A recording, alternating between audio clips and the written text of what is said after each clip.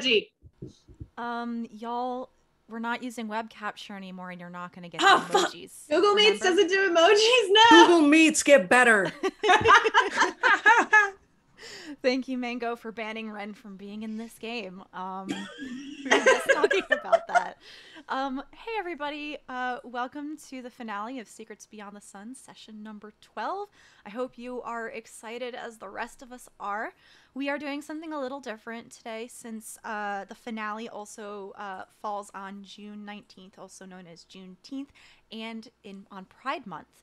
So for those of you who don't know, Juneteenth is where, like, the Emancipation Day of when the last black slaves in America were notified that, hey, slavery is over.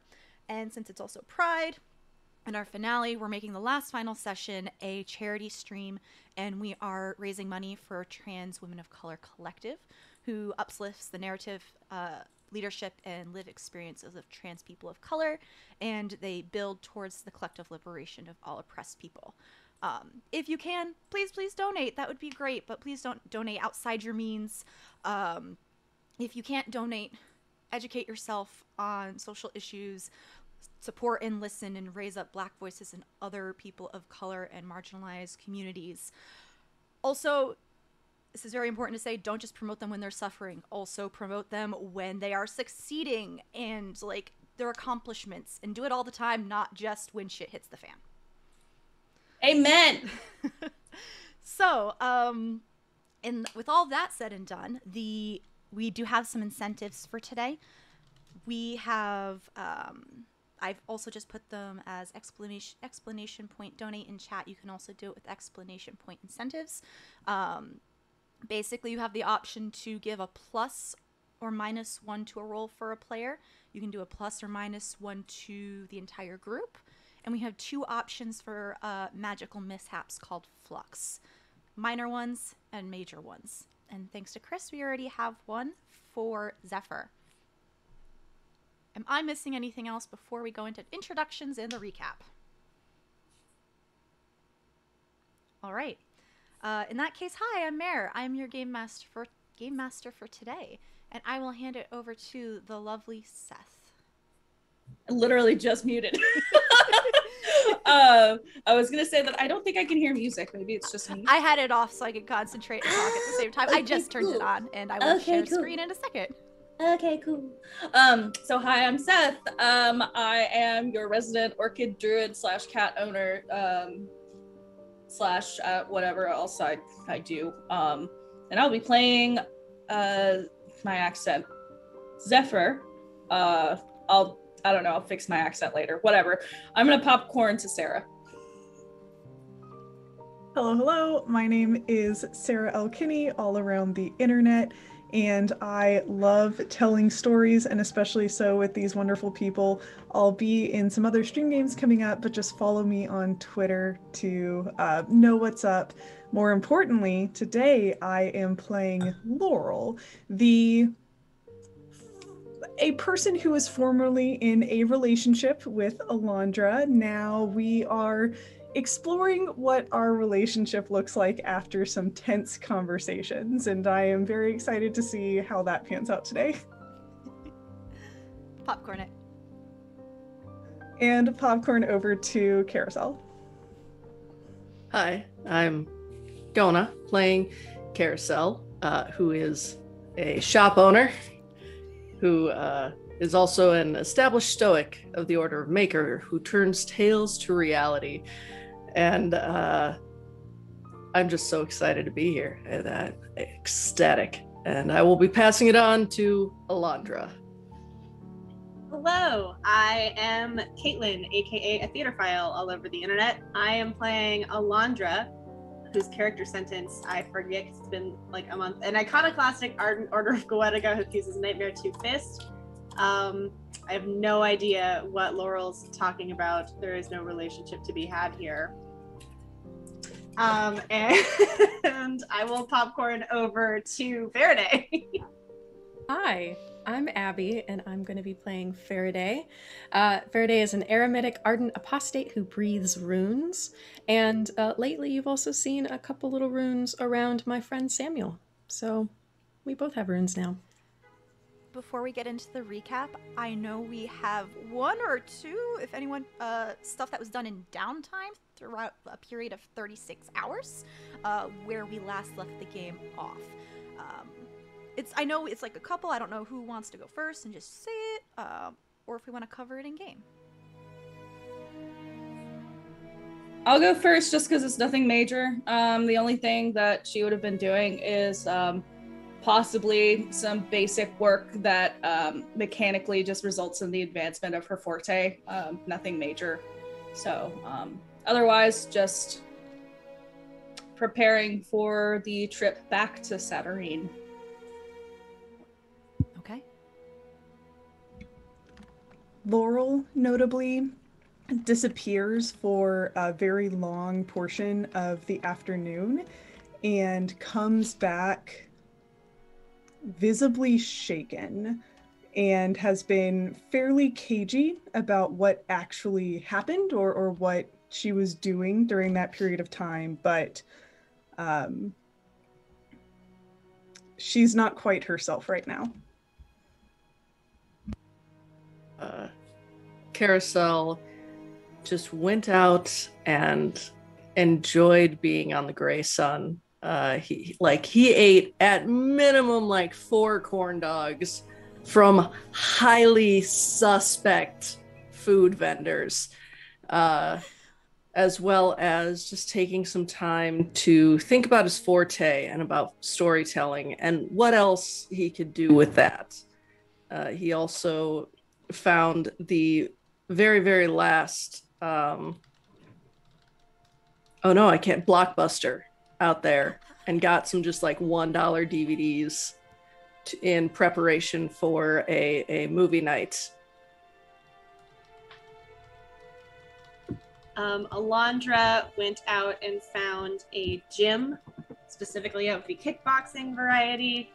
Got a little bit of angst out that way, and at one point looked around and realized that everyone was kind of looking at her slightly terrified, and may have accidentally improved her forte a bit along the way. Love it. And then Abby, if you have any downtime, and then go right into the recap. Yeah, so Farideh didn't do too much of consequence. Absolutely went out a bit on the town with Karosael and like showed him some of her favorite entertainment spots around town.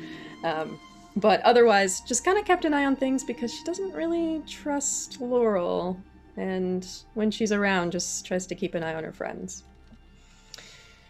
Yeah, so for what happened last time, woo!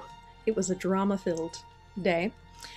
So last time we left off right where Cicero had disappeared, sort of our one chance we thought for navigating the shadow and getting back to Saturnine in one piece, and they just got sucked somewhere by tentacles. Still haven't figured out where they went or what took them away. But while we were at the Angel's Share, Karosael, as Paul, had the chance to have a little heart-to-heart with his sister, Rose, which was lovely. That was pretty much the last lovely thing that happened. Not wrong. Everything else was pretty tense. Let's see. We did get Zephyr kind of come back to herself. Laurel came back to herself, and we all had some tense discussions about what happened in the past and where we were going to be going. I guess another good thing that came out is that, as Karosael mentioned, he is now a shop owner. Laurel has promised to give her shop to Karosael sometime when we all get back to Saturnine, so that will be good and happen. After we kind of felt each other out a little bit, we all went back to Laurel's penthouse, and Laurel and Alondra summoned an angel together, which was interesting to watch and sort of enlightening to hear from the angel's perspective what they thought of both of these goetics. So they sent the angel away. The angel is going to help us look for what happened to Cicero and hopefully how we can get them back safely. And with that, we start the game with our first card pull. On the... Oh, wait, hang on. Let me get my card ready. Okay, go ahead. Oh, yeah. Don't worry, I made one too. How stacked is the deck? Beautiful. On the Silver Sun, we have the Empty Gallows. Value of 3. Notions, cats, clocks, and wind. Rescue, salvation, solution, favorable judgment, and escape. The Gallows claims no victory today. Today, we are granted a reprieve, or we make an escape, or someone rescues us. Whatever the reason, the threat is gone. The problem is solved. The Empty Gallows brings a feeling of relief, of gratitude, and newfound purpose. It is a sudden extension of life. The Empty Gallows serves as the location card of the Notions family. So Ardents have a +1 to their ventures, so at least half the party. Pale magic is enhanced and green is hindered. We start off this game with Zephyr. Zephyr, you made the plan to head back to Indigo, this Saturnine, the Son of Truth, to give a warning to the Hindasa that, yeah, shit's really hitting the fan. You know that in order to get back to the Indigo Sun, the quickest way is to go through the night side path. So you need to travel backwards on the path of suns, going through the night side of Indigo, then to the night side of Blue, and then forward to Indigo. Otherwise, you'll have to go around the entire sun, or try and find a sunship, but trying to find a sunship in Shadow is extremely difficult. What you doing? Day of when you are meant to head back. At this point, the angel has not returned yet. I like to think that Zephyr at this point is probably uncharacteristically quiet. She knew that at some point she would have to walk the path of suns at some point, obviously, but she didn't think that she was going to have to do it without a mentor. The way that she was brought into Shadow this way, actually, I don't even think she was the one who cast that. Yeah. Can you make sure that your mic is connected to Meets, please? Yeah, of course. It's not showing up your captions. Okay, it says it's on. Let me just do this really quick. I'll turn on and off. Okay, how's that? No, it is not working. We're gonna quickly go to a break so we can get this set up quickly. Sorry about that. No, it's okay. I should have realized it. We'll be right back, y'all. Sorry about that. Sorry about that. Tech problem is now fixed. Before we just jumped to a quick tech break, we were talking about Zephyr and going back to the Indigo Sun. Please continue, Seth. Yeah, sorry about that. Was anyway, I think that Zephyr is going to be just, honestly, the way that all this manifests is just worry. She's probably uncharacteristically quiet and trying to think of the fact that for all the training that she's gotten, she is still having to do this by herself, which is something that she didn't ever anticipate really having to do, at least not this early. So she is just going to be kind of mentally preparing for the fact that I'm going to have to cast a spell with a whole bunch of sorcery, and I'm going to have to get through these gates, guardians, by myself somehow. So she's just going to be preparing until she's ready to just take the leap. And that leap is today, because you don't know how long you're going to be away. You don't know how different the time difference is between the suns. And who knows when you return if you're going to end up in the same exact spot when you get back to Shadow. Yeah, I think that she would probably do this pretty early in the morning. This is probably be around, 5, 6 a.m. daybreak. and just seeing if anybody's awake in the penthouse, if anybody's up and around at that time. Farideh is up, it looks like. I would like to be awake. Of course you are. So I think that she would just be kind of like getting up. She'd have a giant thing of coffee that's just black. And if you're up before her, then, she'd be in the kitchen making coffee and staring at it. Do you have enough to share, or is that all for you? I mean, this is mine, but I can always make you. Okay. I can make you some. I'm sorry. Today is spell casting day. I don't know if caffeine helps, but can't hurt. I think it always helps. Yeah. I think so. Sorry, I'll put on some for you. Thanks.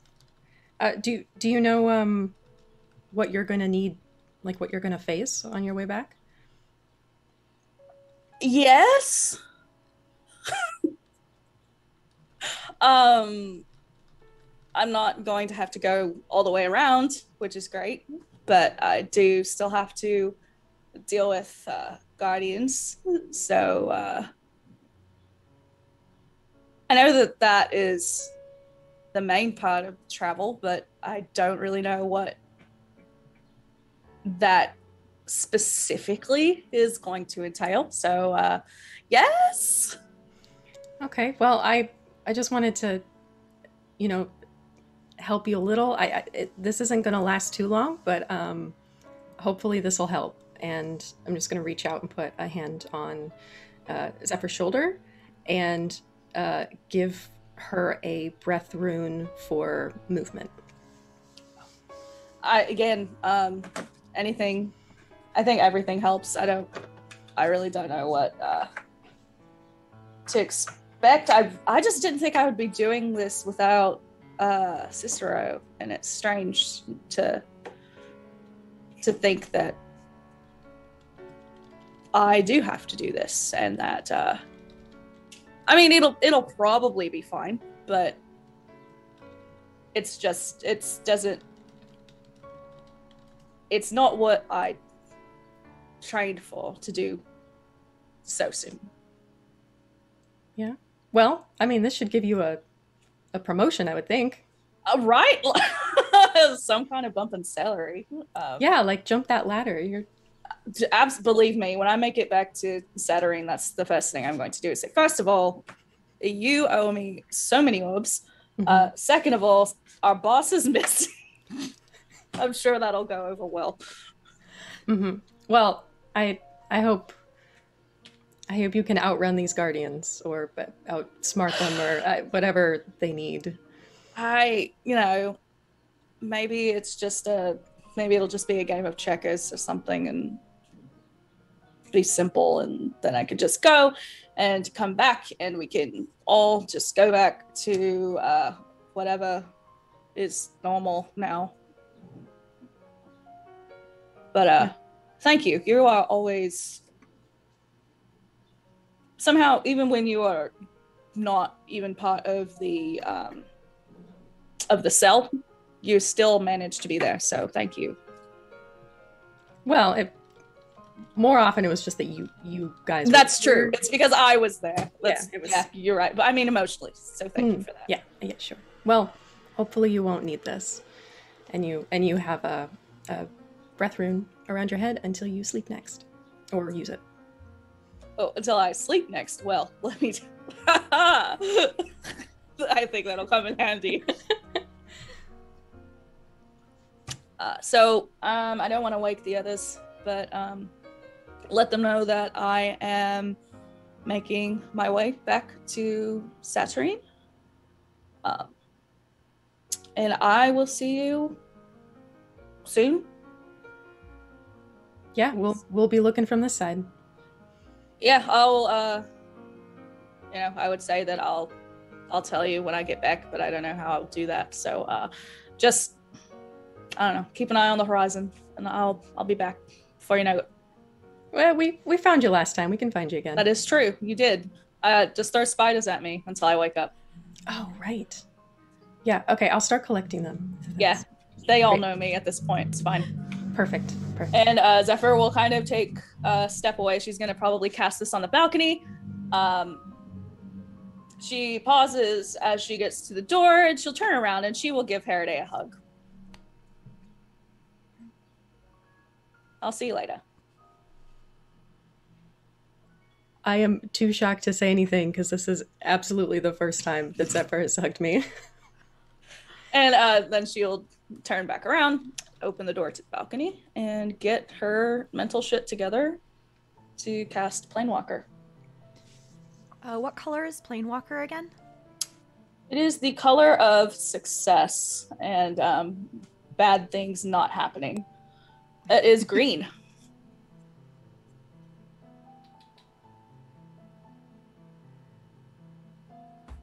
Okay, I had a blank. Caitlin, just don't forget to unmute yourself in meets, that's all. I just saw you rejoin. My meets crashed, so I'm trying to fix it on my end. Okay, just giving you a heads up. It is early morning, as you said, as you woke up at the crack of dawn to get your coffee and mentally prepare yourself to head back to Saturnine. The sun is just rising, and you can, from this penthouse suite, the oranges and the yellows of red sunrise glint across the city. As you cast your spell, just like last time, there's this little rift in the air where you can see another sun, but one much darker than what would be considered normal on the path of suns. The night side of blue, that is where this one leads. The night side of indigo, that is where it leads. And it is before you, ready for your entrance.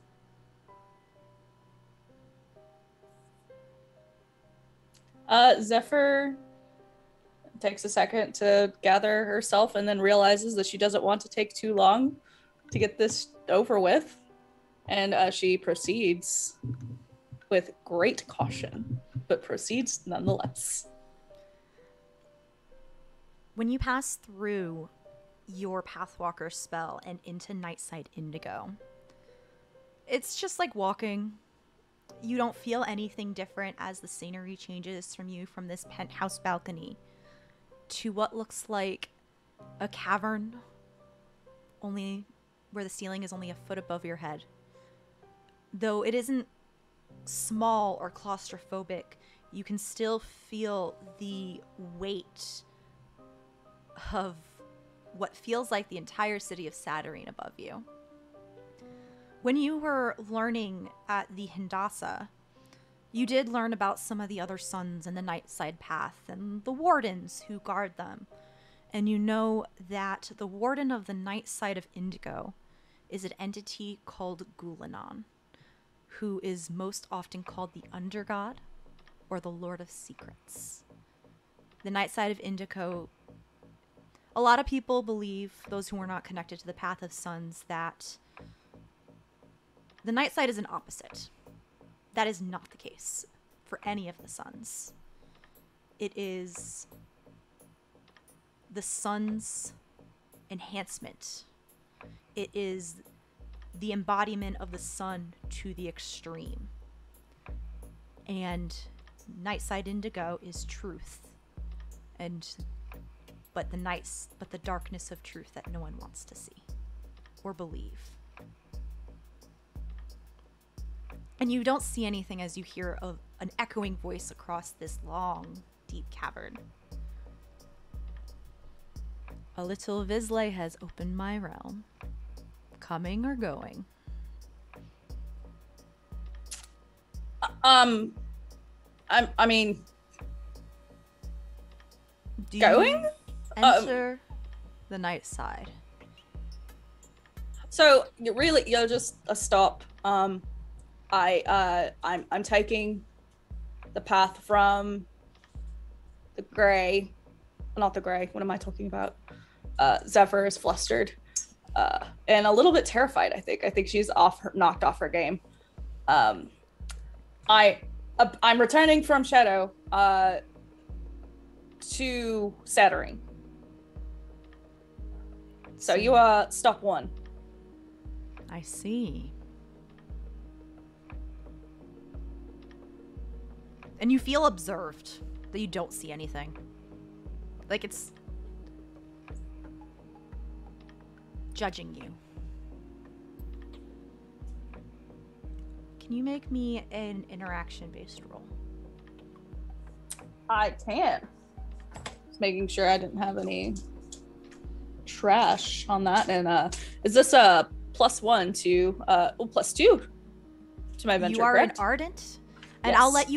I'll let everyone have the option. If you get donations, you can use that bonus donation whenever you want. So it's up to you.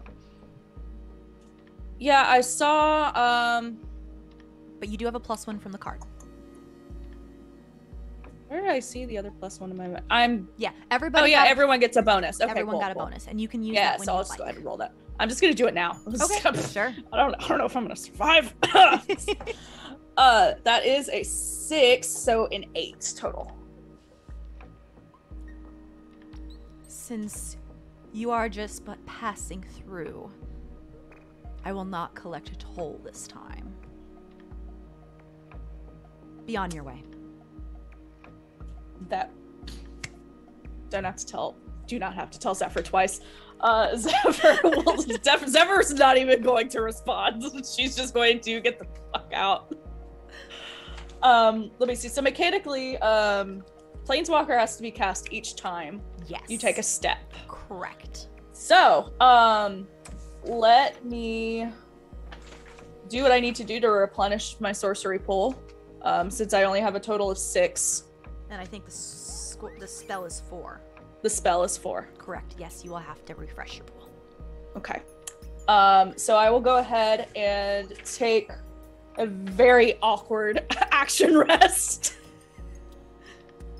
All right. And to refresh that pool, and as soon as Zephyr feels the sorcery kind of filling her back up to the height of her Vislanus, starts to feel like the sparks of her weaving and all of that start to become palpable again to her, that she immediately casts Planewalker. And so your spell goes off again, leading you off into the night side of blue. As soon as she gets there, I like to think that when she arrives and knowing the path of the suns, that she when she casts the spell and immediately after, her eyes are just winched shut.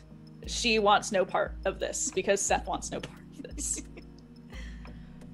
Even though your eyes are shut as you walk into Nightside Blue, it is a very different feeling compared to the area you just left. While your feet are firmly placed on the ground, you do feel a little weightless.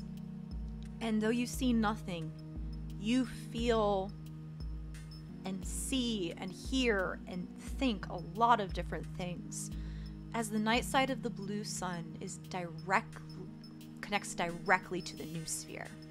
So there's information whizzing by your brain. You are able to catch little bits of thought and information of a variety of different people, because the new sphere connects all beings together in this just massive void. And you hear another voice. You know the warden of the night side of the sun is a being called Nimrahul, king of Langor. He represents sex without procreation. He's also the guardian of dreams and nightmares.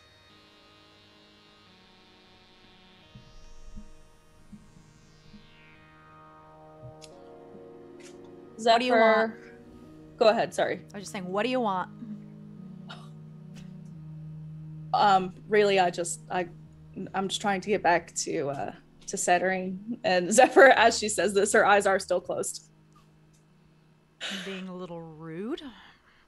Sorry, I just had things about Nightside Blue, and in class, and the pictures, the like artist renditions were forgive the turn of phrase, but they were nightmare fuel, and I am now here. You get a nice belly laugh off of that. And I just don't, Glad they're doing my realm justice, it sounds like. So well, I'm definitely not going to. If I could just do whatever you need of me with my eyes closed, then I'll be out of your hair in no time. I like you. Roll me another interaction task. Are you using any bene or... Wait, don't you have very low bene in interaction? I have one. And I'm not going to use it. All right. You still have a +1 from the card. Because why not? Because it's just for hilarity. I'm not going to use it. You know what? Okay. I will use the interaction bene. And what this looks like is Zephyr, eyes closed, approximating the direction in which she hears this voice coming from and doing finger guns. When she hears, yeah, I like you, she's gonna... And that's the interaction roll. That is a 0. I like you, but not enough for a toll. Next time you come by, I'd like you to go find someone and kick them out of a dream they've been hiding in for me. A nightmare they've been hiding in. Zephyr cautiously peeks out of one eye.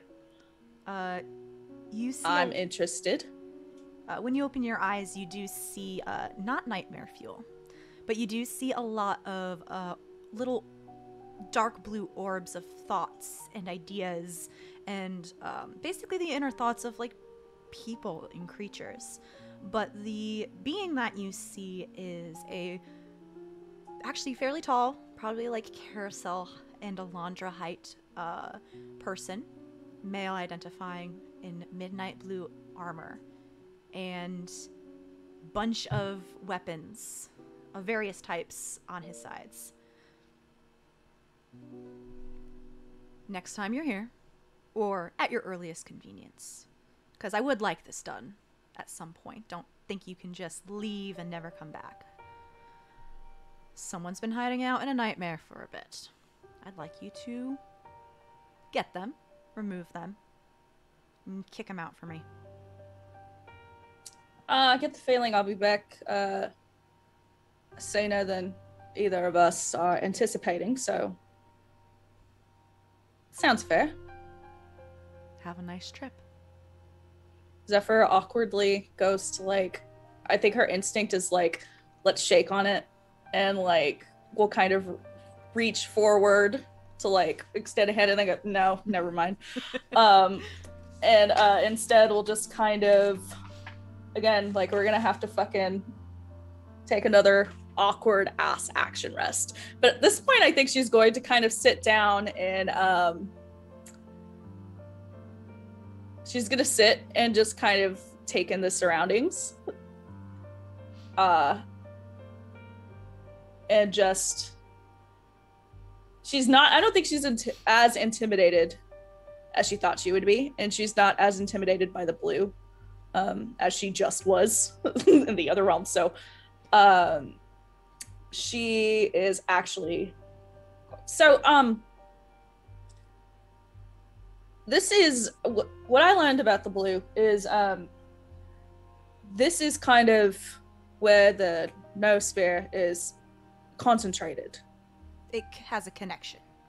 There's a connection. Yes. Is there a way to send a message from here to a specific person? I figured you would know. Yes, but it's difficult. Unless you already know the tips and tricks. And well, I'm new here. He does motion to, like, everything, and you kind of get, like, a very brief glimpse of the quantity of people that are connected to the new sphere. And it hurts the brain. I see. So it's a quantity crapshoot. problem. It is a crapshoot. You are throwing something. You are throwing a pebble into the ocean. I'm sure this is none of your concern, but I do really, really need to get some information to somebody who has a specific connection with the Noosphere already. And I wonder if there's something that would make it easier, if I'm better off just walking the suns. Where's your final destination? Saturnine. Who do you need to go talk to? A very good friend. Wouldn't it just be easier to go Saturnine? Yeah, but time's of the essence. Listen, I don't know who you're talking about. I don't know them. Crapshoot. The way she talks, you'd think that she's friends with everybody in the blue, so. Don't know what to tell you. Zephyr just kind of shrugs. Either way, thank you for your hospitality. I will, next time I see you, I have an errand to run on your behalf, I believe. And sorcery pool having been filled once again, Zephyr will cast Planeswalker for the final time. Where do you end up? In Saturnine.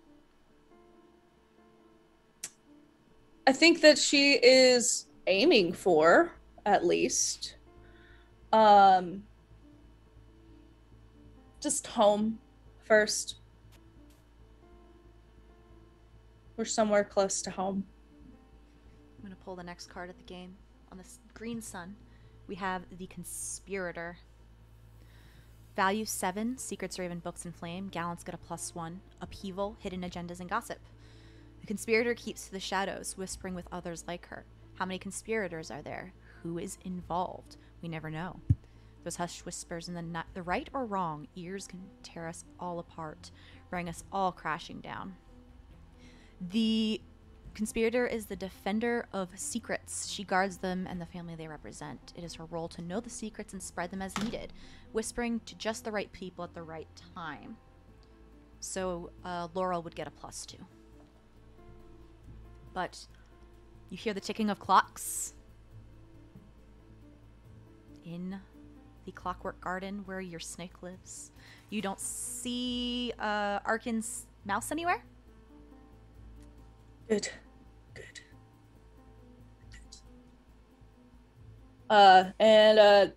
Take a second to kind of get her bearings. Holy shit, I've just been so many places.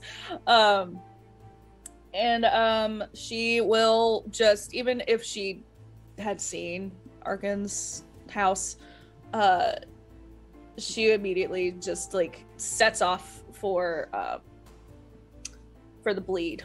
Initially, she was thinking that she could send a message to the leader for Weaver Cell, since she knows that she is very intimately familiar with the Noosphere. But failing that, she's just going to head to work, to HQ, and let them know in person that, hey, our leader is missing. Of course. As you are heading towards the bleed, you do get a ringing in your ears. Very similar to, I'm going to say it wrong, tinnitus? Tinnitus. It feels like some kind of feedback from your last casting. This is your minor flux, and it's just in your ears. I hate tinnitus. It sucks. Yeah, some feedback from that last casting is... Yeah. They don't tell us about this in training. This is really annoying. And she's just kind of muttering to herself. And she will use, she'll take advantage of that breath rune at this point, if it's still available, which I think it is. Yes. I have not slept yet. So she's definitely going to take advantage of that breath rune, and try to hightail her way through the bleed to get to the Grey Reaper's headquarters as quickly as possible. To that end, I also thought I had a thing, but you know what? Fuck it. Let's just say that I'm going there as quickly as I possibly can. Sure. I think I gave you an ephemera that like made you go super fast. That's what I was trying to find. Yeah. I didn't pull the card for it, so it's like 100 miles a minute or something ridiculous. That's awesome. It is extremely ridiculous, but very, very good. Yeah, gonna go ahead and use that puppy. Okay, you can easily use that. I'm not even gonna make you roll because that ephemera is so cool as hell. And you rock it across Saturnine. You run past several fried rice running across with some children chasing behind them from your lovely, lovely fast food joint. I'm gonna try and scoop up a crab rangoon on the way. Sure. Because now I'm finally running as fast as they run. So if I need to make like a movement task to do that, I will fucking do it. Fucking do it. Okay. Get that rangoon. Now I want rangoons. Thanks. I had rangoons not last night, the other night. That is a 6. Oh yeah, you can get them rangoons. Oh fuck yeah. You hear some cursing behind you as you just stole someone's order. Snooze, you lose. You do run back. You run through and you pass by the Mark Hall. It is chaos in there. You don't see anyone in there, but you see the remnants of what looks like a lot of shelves being pushed over, and you see some cards made into a makeshift fort. And you see some of those creepy little angel dolls holding rank. I have to tell Karosael that we radicalized them effectively. But as you go pass through the bleed, you are able to make it back to the headquarters of the Hindasa. Okay. I'm gonna whoever I run into first. I'm just going to be looking for a person. The first person that you see is red shoes, blue spiky hair, named by our lovely friend, I believe it was Ren in chat, Sanic. Yes, it was. Just chilling and talking with another member of the Hindasa in your headquarters. They kind of look at you, look at each other. Weren't you supposed to be in shadow? Yeah, I was. And the shit hit the fan, basically. What do you mean shit hit the fan? Cicero was missing. What? I was in a bar, as you do, and I don't blame you there. I saw him standing there, and then suddenly, it was in a split second, there were tentacles, and he was gone. I'm sorry? You heard me. Do with that information what you will. Fuck. Okay, I don't know what we're gonna do. But I'll at least tell everyone else while... Well, you have to know somebody who knows what to do, right? Like, I didn't assume you were in charge. You were just the first person I saw. Cicero was the last person who was in charge that had any authority. At least part of this branch. And there's no, like, chain of command? Anyone else has already gone missing. I'll see who I can find. I'll send messages. We're gonna have to go to HQ? Yeah, I'm gonna at least let everyone know in the Grey Reapers, and I'm gonna have to head to HQ. Fuck. All right. Well, thank you, Zephyr. Yeah. If there's... I'm glad you got back at least. Yeah, it was wild. I'll tell you about it sometime later. But is there anyone who could be helpful in this? Because I mean, I don't think there's a point in just, you know, essentially just sending more Reapers into Shadow. I think there's a couple ex-Reapers that work in other branches or who have retired. But I gotta go talk to people at HQ first. I can do that in the meantime. Okay. Did you want me to come with you?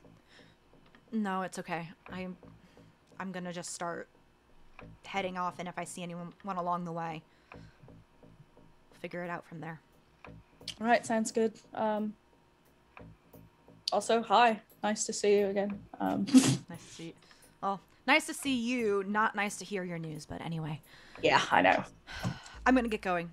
All right. And Sanic, very fast. Not as fast. Runs out the door, leaving you in the same room as this other person that he left behind. Fairly innocuous looking. They have the type of face and structure that they give you this major deja vu feeling, even though you've never met them before, if that makes sense. And they're just kind of like looking at you, not with like malice, but what's the right word for this? Inquisitively. Are you heading back?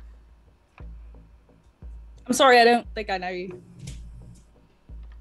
They reach their hand out to you. Zithra. You've seen them around, but you've never really had a chance to interact with them. Hi, Zephyr. I'm fairly new here, and she will return the handshake. You heading back? I don't know. I don't know if I could do more good here, or if I should just go back and, you know. Well, if you do go back, can you do me a favor? I mean, maybe. It's super simple, I promise. And they kind of rummage around in their pockets and hand you basically a little golden rectangle. And in the center is a hollowed out portion, see through the other side, in the shape of a keyhole. If you go back, can you give this to Karosael for me?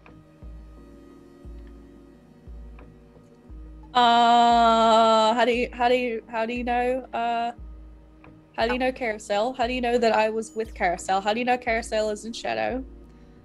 We met once. But, that doesn't answer the rest of my questions, but okay. Listen, can you give it to him or not? I mean, sure. Thanks. I guess.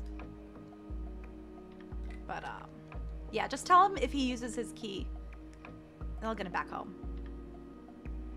Okay. Got it. Anyway, I got my own key. shit to do, so. Alright. I'm gonna go help spread the word with Sanic, so. Yeah, oh yeah, thank you. Sounds good. And when Zephyr, pronouns for Zephyr? They them. They them. When they leave, Zephyr will kind of turn this card over in her hands and just like, all right, well, it's simple enough, and kind of will tuck it away safely. Sure. And she's gonna ponder for a minute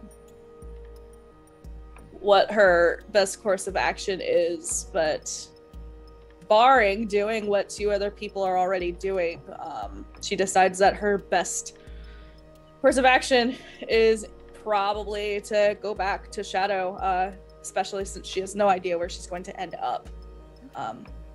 With time being of the essence, she would rather go ahead and just get that started now. Okay. She's mentally, I think she's fucking exhausted, but you know, no rest for the wicked, except for this 10-minute rest that I need to take.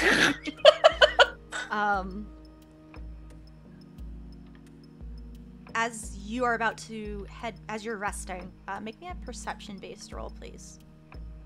Okay, let's see here. Wolves. Yeah, I don't have anything special there. That's a 4. Unfortunately, you do not notice anything. Cool! Everything's fine. And I'm assuming after your 10-minute rest, you head back to Shadow. Yep. She's not even gonna think about how tired she is. She's just gonna like, you know, like when you're real tired, you go into zombie mode and you're just like doing things. That's what she's doing. She's just autopilot. Sure. She's just gonna go. We're gonna head back while Zephyr is having their rest and plane path jumping. We're gonna head back to the penthouse. Zephyr has left. A couple hours have passed. You're still waiting for this angel.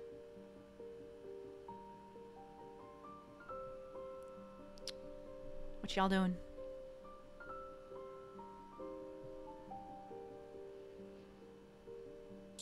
Karosael, whenever he gets up, which I imagine it's like not too long after Zephyr leaves, making pancakes. Just making a big old breakfast, sloppy, greasy breakfast after movie night last night.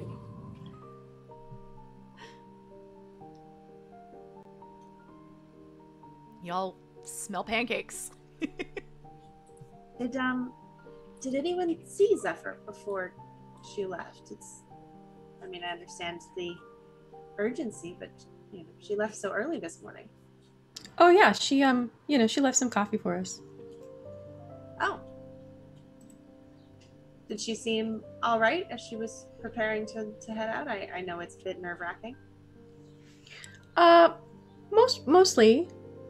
I mean, I think she was just kind of worried that this was outside of the training that she's gotten so far, but she didn't look back. Well, it's good that you were there for moral support. Oh, she did say, goodbye to everyone and she'll be back soon, but just didn't want to wake anyone else. Of course. Alondra looks over at Karosael and smirks a little bit. Oh, yeah, I'm sure it was just a general goodbye to everyone. And he serves up like big fucking stack of pancakes. Starts flipping that bacon. But could you make like a little one too? Hell yeah. Okay. Ooh. He's gonna make a little one, and he's gonna try and make it like cat shaped. Is that gonna be a movement? Physicality? Accuracy? You can make a pancake. I can make a pancake, but this is like you can make a pancake roll. Pancake. You can make a special pancake. I'm not gonna make you roll for this wholesome. But it could suck. It's still gonna be delicious. But also, by the way, be while you're doing this the entire time, Metatron's being obnoxious around your legs. What's that like? I don't know. You tell me. Lay. Do you miss talking with your words? Yeah, you do. I know you do. And like makes a teeny tiny cat-shaped pancake for and puts it on like those dishes that normally you would put like a dipping sauce in, like soy sauce? Because this is a fancy penthouse, they have those. He's gonna serve it up on there and like take tiny strips of bacon and put it on there and hand it over to Farideh to give to Samuel. Yeah. Awesome. I will pass along the little gift. At least you still get to talk here, Samuel. I'm not sure what's up with Metatron, but at least you can still communicate. And he's also going to make another little plate that's only going to have bacon and some egg on it for Metatron. Put that over on the floor. Looks up at you indignantly because he wants a pancake. Dude, you this is not the magic world. Your teeny tiny cat body is not supposed to have pancake. I love you. You are my heart and soul. Eat the bacon and the egg. And he'll eat the bacon and the egg, but still tries to make a movement check. Now I make a movement check. Now you're making a movement check against Metatron's level. It's a 9. Oh yeah, you are able to swat him away from all the fucking pancakes as he tries to be Finn, basically. No, stop.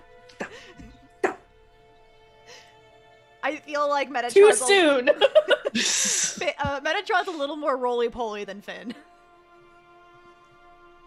Not as fast.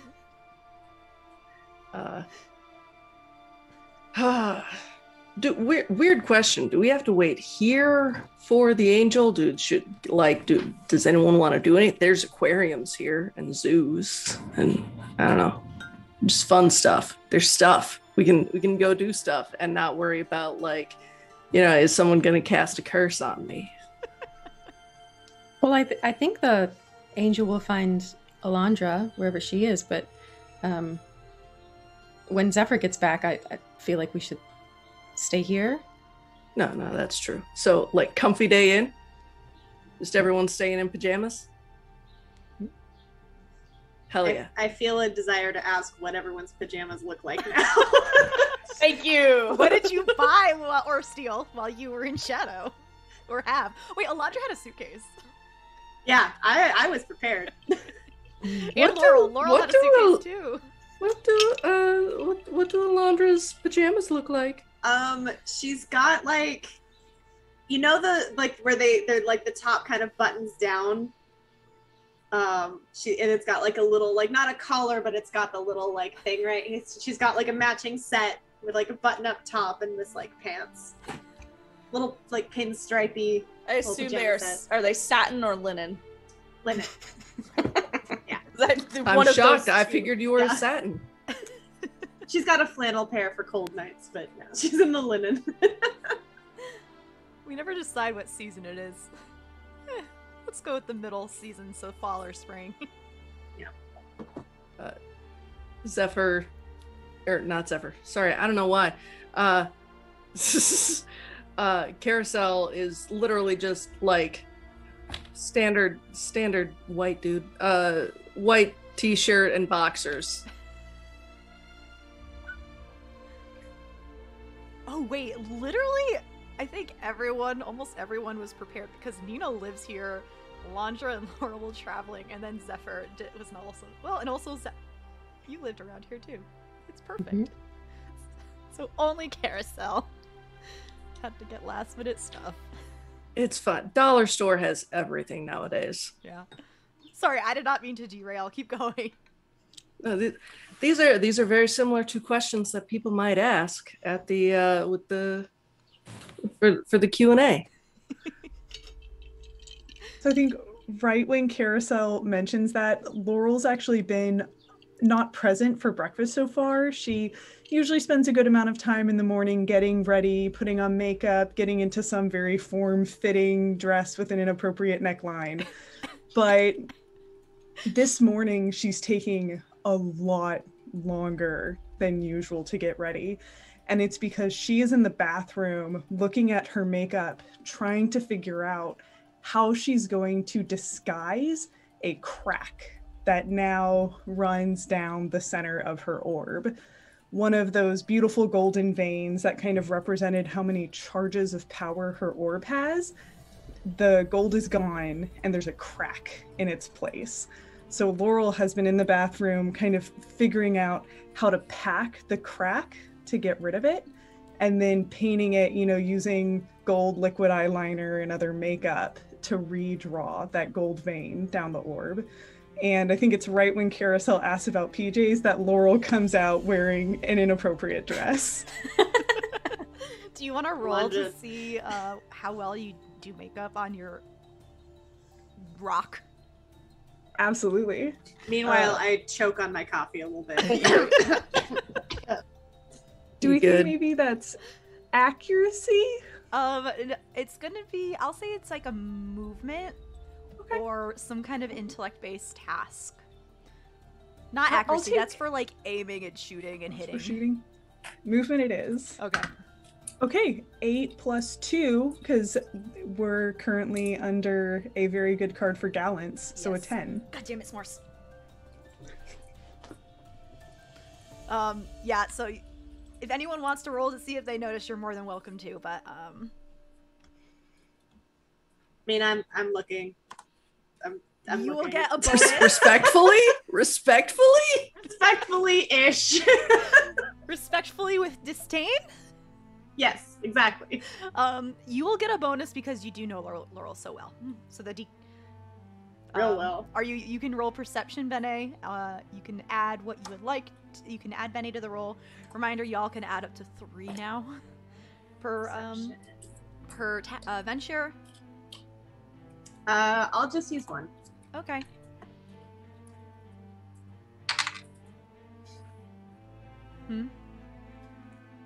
So that's a 9 on the die. Oh yeah, you got this.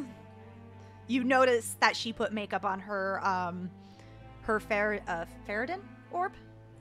Can I see Farideh. Orb. Can I see the crack, or does it just like look like there's extra makeup on it? I'll say you can tell that there's something wrong with it. Okay.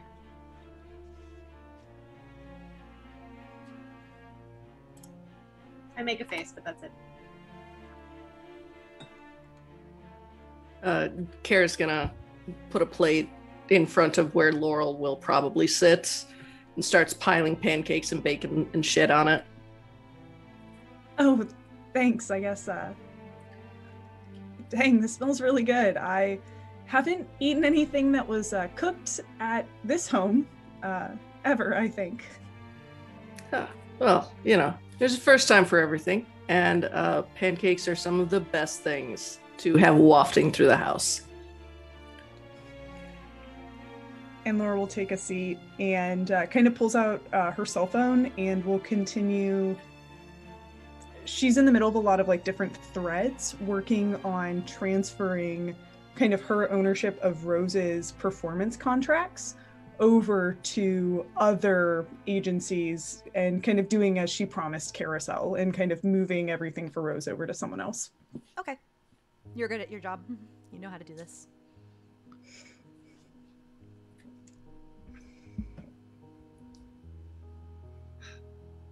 Samuel makes a little, begins munching on his pancake on the table. Do you need some syrup too? We've got syrup? Or just No. butter? No, just the butter is fine. Okay, good. Yeah, that's how I like them too. That's good. So weird question, like Zephyr going off to the other sons, because I think she said that like she's got to do multiple jumps or whatever. Like, how long is that? Instantaneous? Is that like hours? I understand the time is super weird, but like, do we have any idea? I'm sorry, I'm impatient. It seemed relatively quick when we got here, but you know, the time shift is, I don't quite know how that works. I think the transfer is immediate, but you know, time moves differently. But also, we didn't have to go through any of the guardians, and That's I think true. she's going to run into a couple at least. But guardians are good. It'll be fine. It'll be fine. It'll be fine. I mean, Are the they one that though? I met is cool, but I don't know if they all are. What was the name of the one you met again? Oh, it's Quiz. They're super cool. The word quiz is not staticked out. It is a common. Everyone knows who the guardian is. Oh, good. Yeah. Oh, cool. He sounds like a good guy, but I didn't know you had met him. Oh, yeah. They were who I talked to. I did the big circle and had to kind of perform to get their attention. It was very fun. Yeah. All of that was static. Why are you? I think where they are. Roll retcon to say you did know, or at least it wasn't staticked out. I just couldn't remember if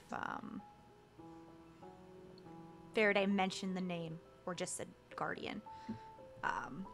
But where they are, any other miscellaneous information was static out. Okay. Yeah. Okay. It's been a month, y'all. No, yeah. And that conversation longer. Yeah, that one was a while ago. Well, I'm also very much the kind of person who would like test out, like, okay, how much can we know? Yeah, I got it.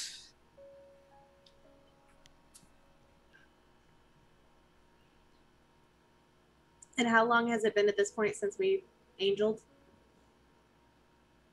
Did you do it like during the evening? I think you did it during the evening time, right? Yeah. Mm-hmm. 24. Probably like 18 hours, something like that. 12. Well, no, 16 hours roughly. Less than a day.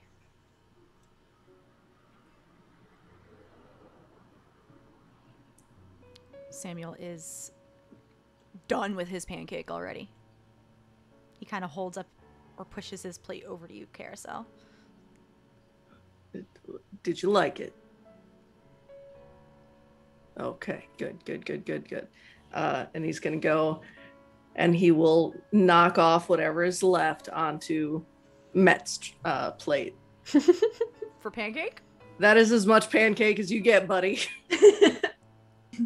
He gives you the look that a cat gives you when they forgive you, but just barely. Okay. And he also eats.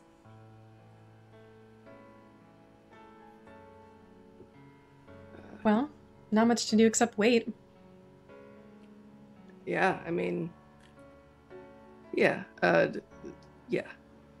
Karosael is gonna get out his phone and just send some texts out. Just check on everybody. Yeah, just sit around and wait.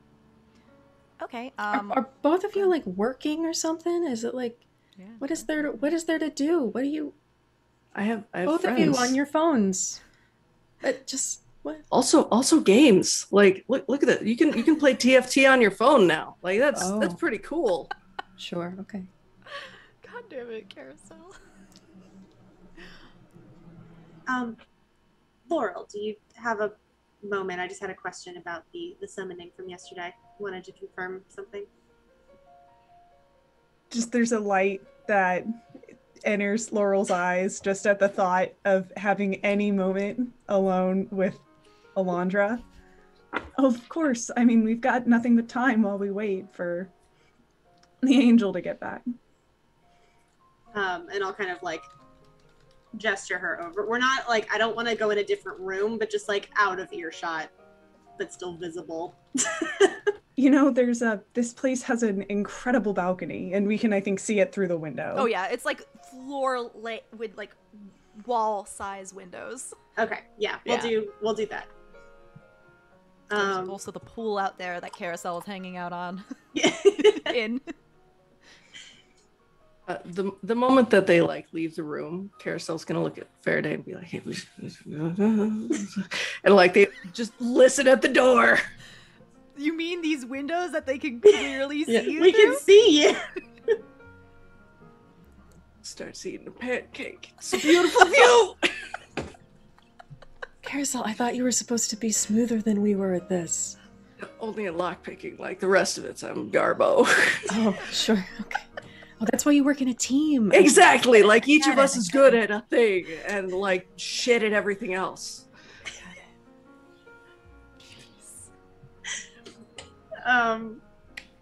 So once we're out on the balcony, I'll kind of just like gesture, like just with my eyes, like down towards her collarbone, and just say, "Everything all right?" Shit. Do you think the others noticed? I mean, they might have, and anyone would have noted, general eyesight. Everyone's kind of looking, probably,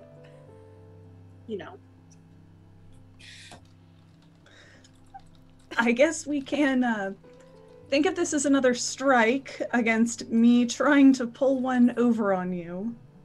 I mean, you really should just, you really should just give up on that at this point. What's wrong with it? You.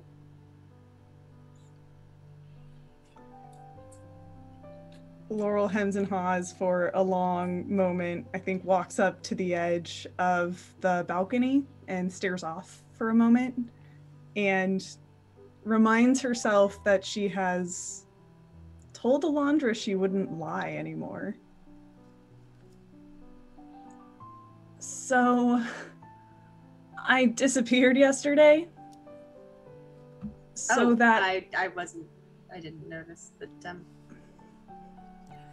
out and about. Laurel tries not to give a side eye. So I left yesterday for a couple of hours so that I could do my own summoning. As, you were there for the conversation with yesterday's angel. It did not go so well for me. You tried to do 2 summonings at once. Well, technically, you were the owner of the first. Fair. Which allowed me to do a second, so I guess third strike. What did you summon? An angel. Not the one that I wanted to. The one I'd seen you with. Yes. I tried to get in contact with artists, see how they're doing, considering everything, but they were unable to answer the phone, as it were. The one who did, and Laurel gestures to the orb in her chest, wasn't so thrilled to see me. I am officially on the outs with the angels. Maybe not all of them, but enough. I mean, you're working counter to everything they stand for, so that's not surprising. I guess we don't need to get into it, but I still don't see it that way, but I do see why this happened.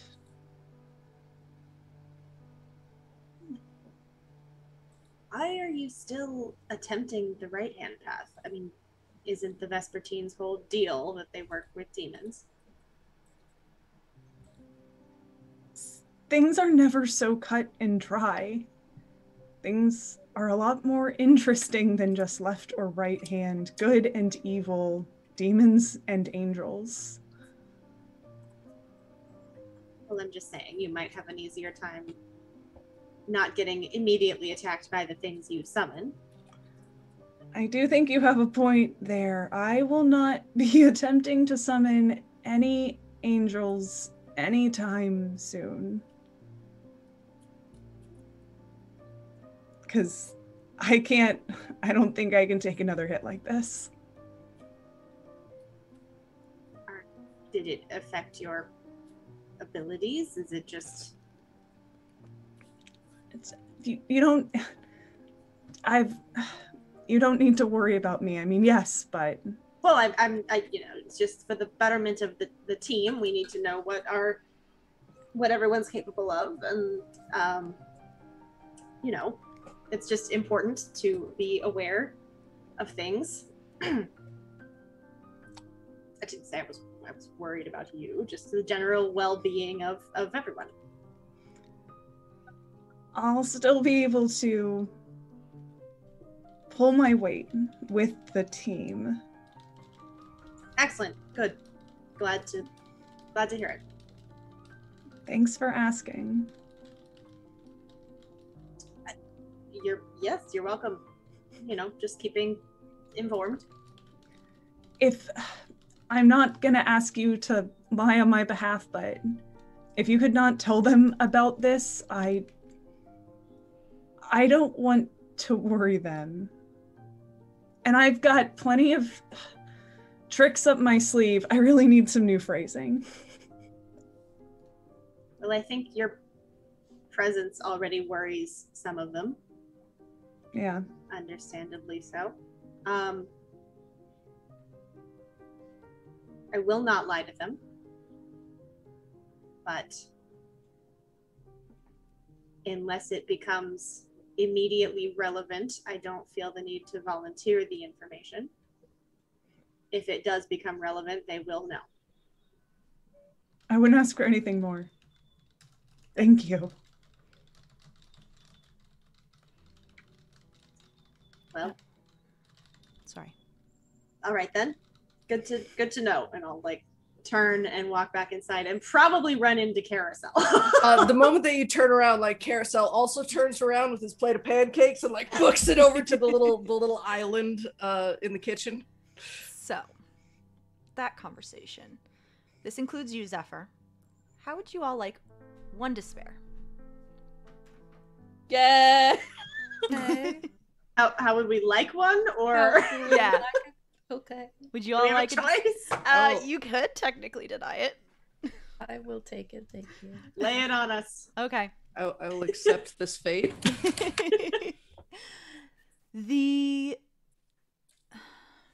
When you are about to turn around, Alondra and Laurel, and probably Karosael just outside of the field of vision. When you're turning back, you do see a creature flying back towards the penthouse. Its flight is not straight, as it is moving back and forth, and its altitude is shaky. It is the angel you summoned last night. And it lands heavily on the balcony right next to the pool. One of its wings is actually like partially in the water. It is bleeding. Looks like it has been in some kind of fight. And it's catching its breath after it lands. Karosael is going to make it a plate of pancakes, bacon, and eggs. I kind of like rap on the window to get Farideh's attention since she's still inside. Yeah. And I think Laurel, kind of forgetting herself and the situation with the angels, can she rush over and touch the angel? Yeah. So I think she'll kind of immediately move over, because she's still very much in damage control mode. What do I do to appease these beings who know too much about who I am? And without thinking, will touch the angel who's fallen in the water and spend 2 sorcery to use Feed Upon the Power. And we see one of the veins in her orb that isn't cracked. The gold kind of disappears as magic flows from Laurel into the angel. And so what this says is I can use the orb to nourish or heal another creature instead of me. Okay. This is a level 2 spell. It kind of pulls away, like, just as you touch it. But, like, it kind of, after, like, feeling this power, like, come through you. I'm not going to make you roll for this. It does allow the magic to flow into it. And you do see some of the injuries begin to heal. I don't know exactly where this Cicero friend of yours is, but I think I know why, not why, but what took them. You all need to get out of here from Shadow. There is the Demiurge. It's like a myth, but its forces are on its way. Maybe not forces, but it knows something is here. Its forces are coming to Shadow or to... I don't know. It's just... I got ambushed by something. And I kind of knew what it was, but... You need to get out of here. I'm leaving as soon as... In just a minute. Since my contract with you is done, Goetic. Right. And I think Laurel will is waving over the rest of the group so that they can kind of hear this as well. Karosael's going to offer the plate. Nourishment? No. Okay. He's going to start nodding from What attacked you? What is it? What were its capabilities? something. Darkness, chains. Had you seen anything like it before? No. Is this an issue only for Visley or for anyone on the Grey Sun? The Grey Sun is a lie. Anybody who's not from the Grey Sun is in danger. Okay. I gotta go. And it kind of... Are the other suns safe? I mean, I think it's just gray. And it stands up, and as before, it's very, very tall, kind of looking down at you. This animal face, now with multiple scratches, fur disoriented. And it gives you, Alondra, a nod. And it goes. And no sooner when it does, this is where the despair comes in. The Laurel. The same thing you saw take Cicero rises from the ground. And before all of you are able to realize it, grabs at your ankles and I run forward. Pulls you down into water. Zephyr. You are caught in a net as you walk through your spell of darkness, and it's vile. Chains going into your skin. And also pulled down and deep, as if through water. And we're gonna go to break there because we're at the halfway point. So Wait, so it took all of us or it took Laurel? all of you. Oh, shit. All of But you. Alondra still ran forward. Yeah, technically. Okay, yeah. you know what? It's just perfect foot placement where it grabs you. Yeah, just like reach out a hand and go whoop. Everybody, we'll be right back in like 5 to 10 minutes as we take our break. Please stretch, hydrate, stand And up. we can, What? okay. What? Go ahead, say something. Like, are you sure none of us can like react at all to it? That is the consequence of a GM intrusion. I get Okay. That's how you. I get to do and impose my will upon the setting. Okay. But you gotta despair for it. And we all got kidnapped. Everything's fine. It's okay, Karosael. You're gonna like this next part. It's fine. Anyway, we're going to break. I gotta get more tea. But everybody. I'm sorry, did you say one of us would like where this is going? Nice. Fast on the All draw. right, we'll be right back in 5-10 minutes. We'll be back soon. Bye.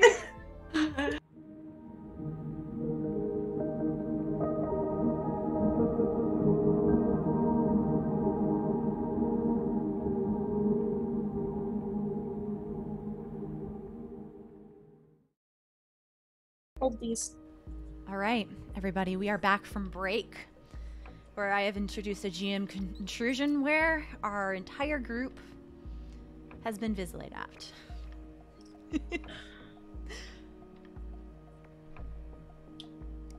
I'm going to pull the card before I forget. On the blue sun, we have the Blind Guardian. Scroll up. Visions, swans, blades, and water. Safety, impartiality, serenity, blindness, and challenges. The Blind Guardian watches over us like a protector. That's probably our door it guards. Because of its blindness, it confronts all intruders equally, from the lowest vermin to the most powerful god, from the purest angel to the vilest demon. Its blindness also confers a calmness. You'll never see the Guardian worry or fret, nor will you see it eager or anticipatory. To those that seek what it guards, it is a difficult challenge. You cannot bribe or charm this Guardian, and despite its blindness, or because of it, it's very difficult to fool or deceive. The last thing the four of you remember before falling unconscious are chains embedding themselves into your flesh. Not painfully, but still very much not right. Everybody roll me a resist defense roll. Wonder if my 3 levels will help me this time. So that's just you roll and then add resist. Yes, and if you wanted to use any bene, you can add an intellect. Intellect. I'm gonna do that. Yeah, so am I. And so just Seth. as a refresher, because it's been a month, if you use a bene, it's +1 to your roll. Yeah, it'll be add 1 to your venture. Okay, and then I am also going to use my bonus that we all had, our +1. Okay, sure. Yeah. Reminder, if you haven't used it yet, you have a +1 from a lovely donation. Reminder, everybody, this is a charity stream when we're raising for the Trans Women of Color Collective.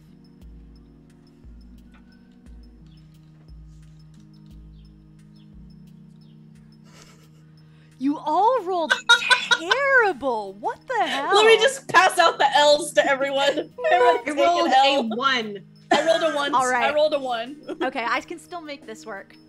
Oh God! But Killing consider, us all. Wait, no, what happens? don't kill me. You won't. You I won't. mean, you know, unless Do it. someone wants to Are we make all a dead? donation. Oh God! Are we Do all it. dead? Do it. Kill me, you coward. You are all drifting in gray, seeing your life in shadow play out. Until Farideh. There is a pain on your hand between your finger and thumb right here. Yeah. As you feel tiny little fangs chomp into you. Samuel. And you are awoken with Samuel, after chomping into you, hit your face. Farideh. It took you too? Well, yeah, I was kind of just along for the ride, but there's a lot of people here, and you've got these little chain thingies in you, and look. And he kind of, like, right in front of you, he looks behind him. You see a very tall throne with a being chained to it. Quiz. Yeah. Hey. They seem to not be responsive at the moment. I'm gonna hold my my coin, my troubadour coin, and kind of try talking to them again. Hey, Quiz. You get like a non-verbal acknowledgement, but Okay. something seems to be holding them back. Okay. And your movement as you move to grab your troubadour coin feels heavy with these some kind of obviously magical, not necessarily constraints, as they aren't holding you into the ground, but at some point some go in and go off in a far direction that you cannot see, almost as if they are fading from the sun itself, while some of them feed right into the chains holding Quiz. And you feel this. You are a Vizsla. Magic is part of your entire being pulled from the invisible sun into you. And you almost feel like there is a current of magic being pulled from that one direction through you onto Quiz, the chains that hold Quiz.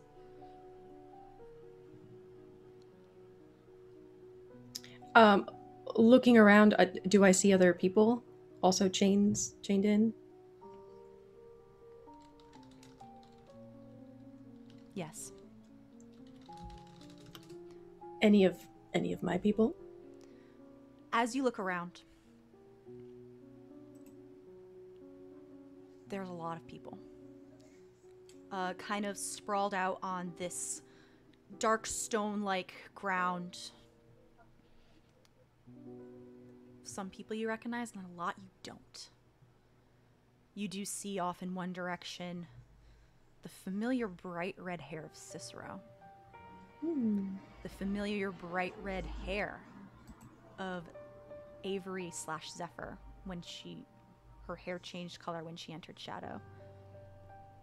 Right near them, you see Alondra and Laurel nearby, a couple feet apart facing each other, and Karosael across from a man you do not know.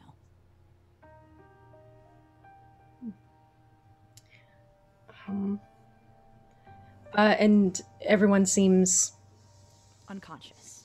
Yeah, unresponsive. Yes, there's chains wrapped around wrists and limbs going from that one direction, and another set leading off to Quiz. Samuel, do you think you can go wake up some of the others? Yeah, sure. I can do it. Who do you want me to head over to? Who's closest? I think Alondra and Laurel were pretty close. Yeah, I can bite her. Yeah, go for it. You're not. None of you are restrained to the ground. There is nothing holding you to the ground. It's. Oh, okay. Yeah. Then I will just walk over. Yeah. Who are you going to? Whoever's closest to me. We kind of established it's Laurel and Alondra, so we'll say it's those two. Cool. Do you want me to go say hi to? Do you want me to go try to wake someone else? Yeah. Go. Carousel's next closest. Okay. I'll go. And he scampers off to Karosael. Yeah, and I'll go over and try to like shake Alondra awake. Laurel, not Alondra, Alondra. It feels like you're dreaming, and you hear something and feel something very, very far off, moving you, walking through water, almost. It's calling to you, possibly. Do you head towards it? Yes. It takes a little bit of arousing, but you do eventually wake up. Hi. You see Hey. what I've described before. What's going on? Oh, shit. Also, that's Quiz that I keep trying to tell you about. Huh. Yeah.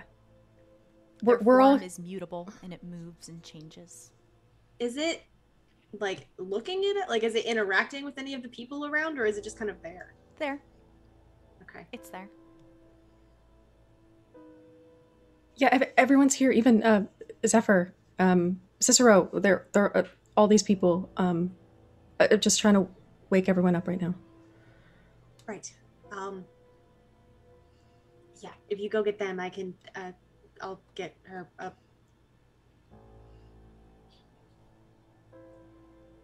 Alondra, what are you doing? Okay. I start shaking Laurel. Farideh, where are you up to? Heading next to Zephyr and Cicero.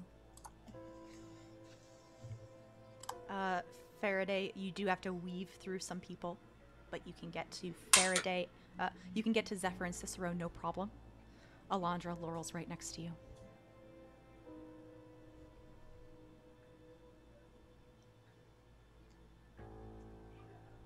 Yeah, I'll do the same for Zephyr. Just try to shake her awake. Yeah. As I said before, it feels like you're deep, deep, deep in a dream. Something very far off. And if you want to head towards it, it takes a couple minutes, but if you would like to rouse, you may. Do I have to roll resist again? You do not. Zephyr, I think, is somewhere in the back of her mind, knows that, like, I don't really remember what I have to do, but at this point, I think that she's kind of driven forward by this. Like, there's something important that I have to do. I can't stay here in a very abstract sense kind of a way. So she will make her way forward. You find yourself on the ground. Farideh near you. Cicero, you can see the back of his hair, now completely like pulled out of its ponytail. Back to you on the floor. Hey, who are you? What? Zephyr, what are you? Okay, good. Just making sure. The hair, I thought maybe you were lost again. Okay. What is it? Is it ivory color? Yeah, you're just not blue anymore. It doesn't matter. Okay, just... That kind of makes me sad. What's happening? Where are we? I'd hope that you would know, but maybe Cicero will. Zephyr will kind of look around and be like, is this anything that I've studied? And I want to do the equivalent of a perception task. If it's anything you've studied, you're going to need to roll an intellect task. I can do that. With my 1 Bene. Okay. Big brain over here. Let's see. D10. Where'd you go? There you are. Okay. Well, that's a 2. It does not. You do not recognize it. These are not rolling well for me today. Yeah, Cicero's here. And she'll kind of jump up to her feet and just like panic run to Cicero and start trying to shake him awake. He looks a little tired, like definitely bags under their eyes, and you do hear like a little groan as they are roused. Hey. And he opens his eyes and looks around. I guess we found him. Oh, are you awake? Are you okay? What did I miss? Last thing I remember was being in a bar trying to figure out how to... Oh, you're back. Oh, no, you are back. You were already back. Massive headache. Yeah, hi, I'm back. A lot's happened. We have no idea where we are. We were hoping maybe you knew something. You've been missing for a while. I told the Reapers, the Hindasa know. We're just trying to, I don't know, at this point, I don't know how I got here. I don't recognize this place. And then their eyes eventually fall on Quiz. Is that who I think it is? Don't know who that is either, but very nice. It is. To know. Yep. Well, I cannot process all this. Do you think it's safe to wake everyone up? Maybe. And he kind of looks around. Now that you get a better look around, depending on who you look at, they're all in varying states of, what's the word I'm looking for? Health. Some of them look very tired, like the energy is being drained out of them. Some, like, when you're getting dehydrated, you get the chapped lips, very dry skin, tired, very tired. Varying states. I'd say overall there's probably about, other than the people I have listed by name, about 30 other Vizsla. Looking around, would I recognize some of these Vizsla as like Reapers that I may have been acquainted with? Yeah. Maybe most of them in passing, as they come and they go. A lot went missing before you went in. Right. But a couple you knew that were like back and forth trips you do recognize. Yeah. Maybe like 4. I think while the others kind of get their bearings and start talking, she's going to head for those people who are Reapers and going to try and rouse them, at least, thinking that these, we're trained for this, like we should be able to put our brains together. Okay. While you begin trying to rouse people, let's head over to Alondra and Laurel. You're mute. You were muted. Yes, I am. I'm trying to wake her up. I'm not being super rough about it, but I'm not being like tender about it either. Just very kind of just like, all right, that's enough. Time to get up now. Business-like. Yep.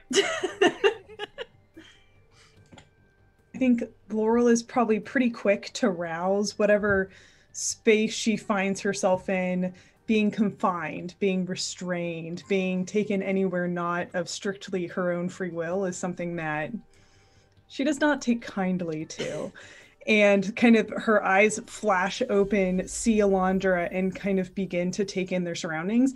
And I think her hand immediately kind of darts to the inside of her thigh, and like begins to kind of grasp at something. Where are we? And how do we get out of here? And it's... Oh, go ahead. It's like, it's that same, I think, look of intensity that Laurel's given on many of the missions that the two of them used to work together. There's no fear. It's all business and action. As soon as she wakes up, Alondra, let's go. And then just, we don't know yet. I think that's what we're trying to figure out. And then I will look over to see how Samuel's doing with waking up Karosael. Karosael, you, as everyone else, feel yourself in like a very, very deep sleep. Quickly interrupted by a very, very painful bite on your ear from Samuel. Probably gonna do the like, Joe, just yeet that rat. You hit yourself in the face. And as you open your eyes, you see a very familiar face across from you. There is a fairly tall black man with dreads and tattoos. A very, very familiar face of Seth. He's gonna run over there immediately and just like hug, shake, like, wake up, wake up, wake up, wake up, wake up. You have to wake up. You have to wake up. You have to wake up. He's alive. He is breathing, but he is in some of the more less healthy states. So he looks very drained, extremely tired. His skin is a little ashy and dry. And his eyes do flutter open a little bit. And kind of looks up at you. Car. Hey, buddy. Hey. Weren't we just robbing a jewelry store? Oh, shit. Yeah. Where the fuck are we? Look here. That's a really good question. No, you're right. You're so right. And he looks very disoriented, basically. Very confused. He's going to does he still have, no, probably not, because he didn't have it on him while he was cooking. He's gonna search his pockets, get some gum, and give that to Seth. Because like he's only got his no, he's in pajamas, son of a bitch. There are no pockets on pajamas. Well, I don't know what pajamas you're fucking talking about. He's wearing boxers and a t-shirt.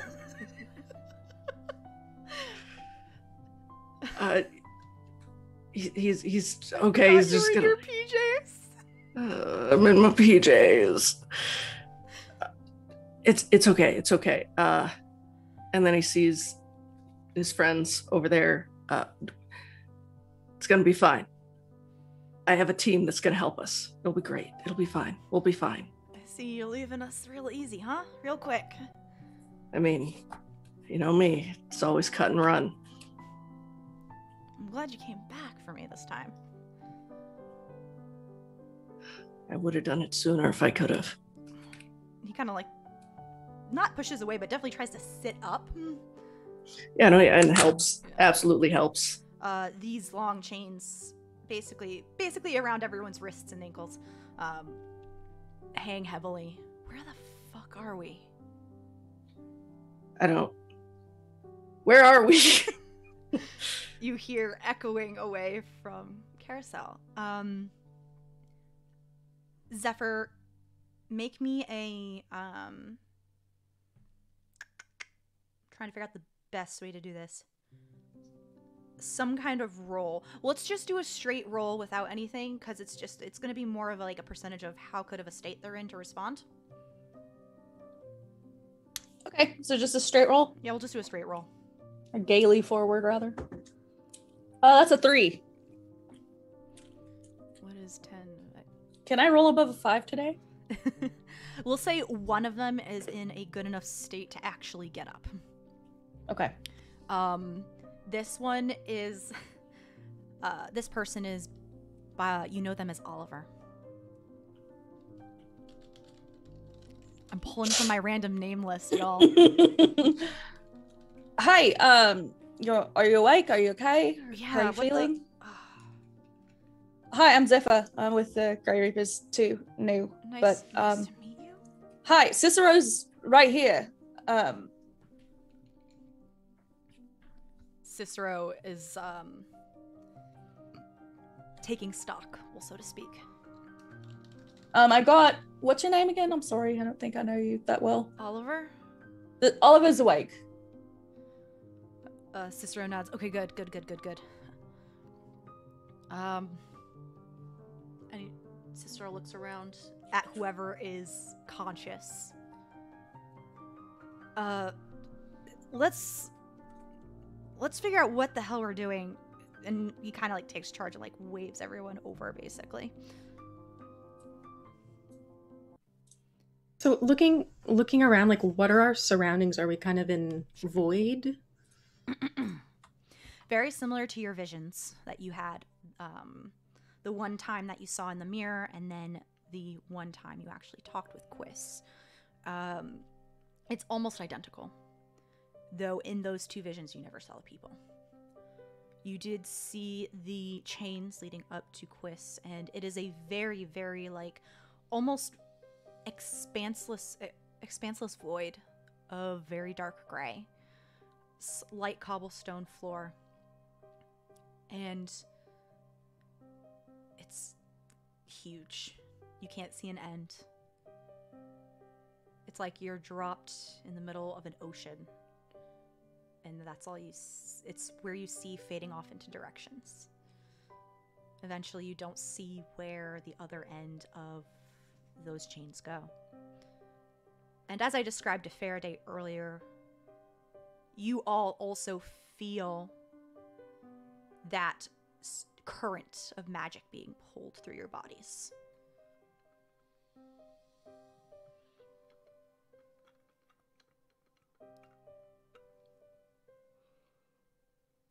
It's something. Do you guys feel this? That? The makes Yes. weird gesture to try and mime what she feels. Yes. Farideh, you've talked to this person before, right? Can you do it now? I already tried. I think they might be too weak to respond.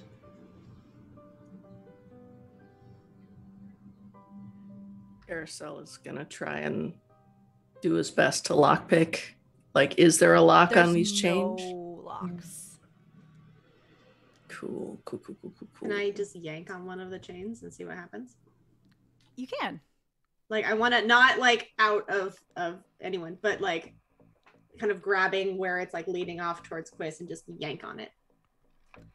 Make a physicality roll. Ooh, okay. I think I'm good at that. What are you using? Are you using any bene? Yeah, hell yeah.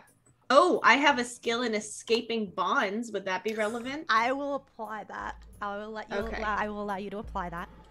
I'll do that, and I'll use Forgot you 2 had that. physicality bene. Okay. So what's your skill in escaping bonds? 1. 1, and then a +2 for your bene.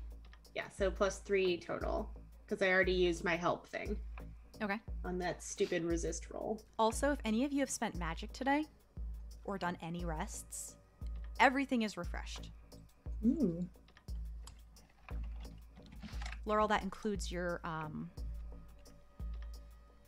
charge. My orb. Perfect. Still broken, but that one charge you used earlier. Okay, that's an 8, so 11. Pop. Whose were you pulling on? Yours? Mine. You feel a little pop as it gives way, and it's kind of like everyone's is in a mass eventually, like converging together. And almost immediately, you feel the currents stop. Well, that seems to have solved that problem. Something harvesting magic from Visley. It feels that way, but breaking this chain seems to have stopped it. If anyone needs assistance with that.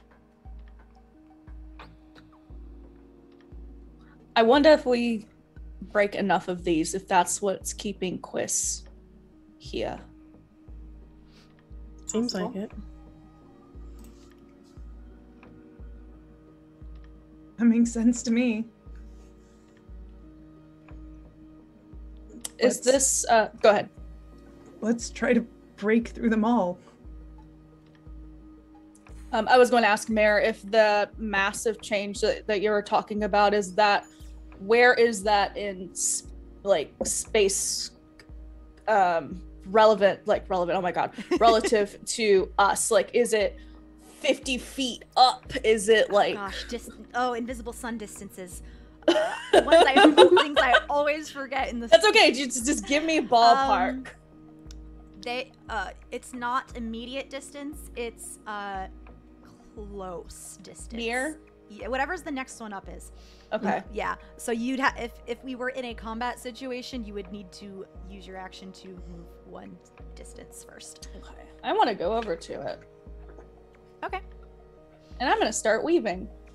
I love it. Also, I haven't done that in 85 sessions. There are 2 sets.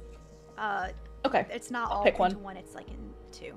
Okay. I'll pick one, and I'm just gonna start weaving while other people talk about what they're doing. Okay. You're figuring out your miscellaneous weaving still? Yes. Okay. Sorry, go ahead.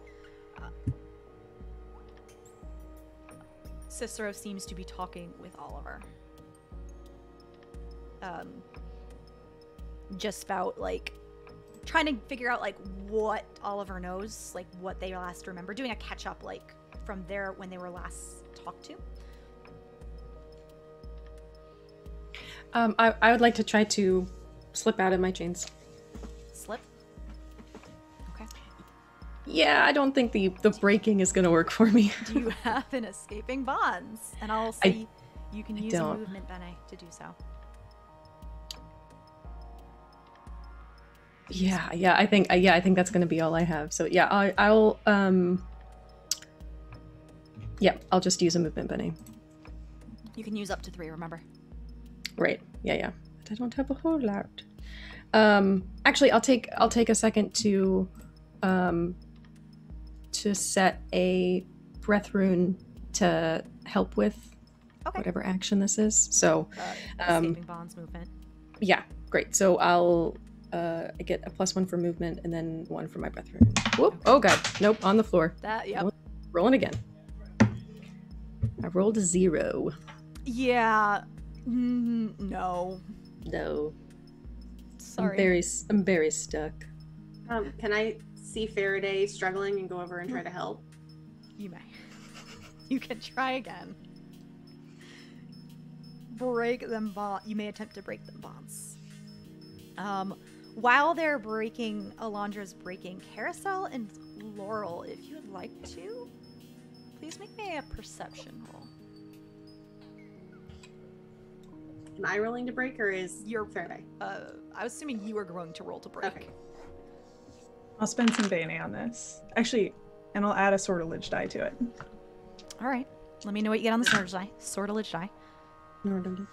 Sortilege die is a 9. Oh, you're fine. And then my actual roll is a 6 for perception. Okay. I rolled a 2. There's nothing I can add to that to help me. You are distracted? I am only looking at Ryan and just trying to figure out how we can get him out of these chains. And that's a 9 total to break Faraday's chain. Faraday, your chains are broken. Laurel. While everyone is either helping or doing magic or talking or otherwise distracted in Karosael's case in worry for looks like someone that they know, you hear a distant sound of horses slithering and hisses. Is it that same familiar sound that Laurel recalls from the alleyway? Yes. Laurel will immediately spend another charge of her orb to cast Vigor on herself. So we see another one of those gold veins kind of subside in color, and this adds a +1 die to any physical action she takes. And she's gonna try to just at like the sound of those slithering hoofbeats. She's gonna try and just break slithering through. and hoofbeats are separate.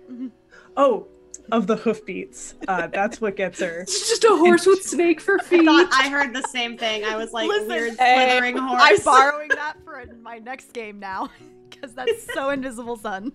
Yes. And is gonna try to, I think, physicality to break out of these chains. Okay, go for it. So do I just add a straight die and add that to the total? It's not added together. It gives you a sortilege, you said, or like a... It says +1 die. Yeah, so you're rolling 2 dice, one of them is magic. Excellent. Okay. But you don't add them together. Are you I'll use spending... some Bene. You are using Bene? Okay. Oh, yeah. So 9 for the physicality and then 9 on the magic die. So you rolled 2 9s. I rolled a 6 and then spent 3 Bene for the physical movement. Oh, the and Bene is added to both rolls. Oh, shit. Then 9 for the physicality and then 12 for the magic die. Thank you. With the strength of, I think, that would surprise anyone for Laurel. Please describe how you break them. It's expected of Alondra. Well, go ahead, Sarah. Laurel is not someone who will suffer being chained or restrained, and I think it's that knowing that those hoofbeats are coming, because she's pretty sure that's the thaw, and if they were coming for her once, they're either coming for her specifically now, or they are coming for everyone, and she's not going to be here when they show up. So I think just with that, she kind of takes a move out of Alondra's book and just rips the chains apart. Faraday, is there anything you are doing? Now that I am free of my restraints, let's see. So Alondra, Laurel's free. Karosael, are you free? No. Yet? Okay. I'll go over and offer my assistance, what it might be. Seth is leaning on you, just like tired as fuck. Okay, with spells, is it this, like, okay, I only think of D&D. It's okay. Can you do, like, spells right back to back? If you have the sorcery to cast them, yes. Okay. And you're not in, like, a combat situation. Yeah. In that case, Karosael is going to take Seth's hands and say, I know you're in this chain, and right now it seems like that's how it is. But I bet that when you were captured, actually they didn't do the chains right. And you're going to be free of these chains, and you will be absolutely fine and in a safe place as soon as I'm done telling you this. And he's going to cast Conflicting Tales. Basically, I cause a creature I touch to vanish and reappear a very long distance away, but I must be able to see where they reappear, and it must be in a place where they are in no immediate danger. Okay. What is Which I mean, technically, everywhere's immediate danger, but like safer. how much sorcery do you have to spend to do that? Okay, so it says level 4 plus 1 die if used on another. Okay, so you have to spend at least 4 sorcery. You have the option to always spend more because that will add to your venture. Do you? I only have 4 sorcery. So you're spending 4 sorcery. You're going to roll 2 dice, 1 magic die, and you're going to tell me what you roll on both of them. 8s on both. Ryan disappears and appears near Quiss.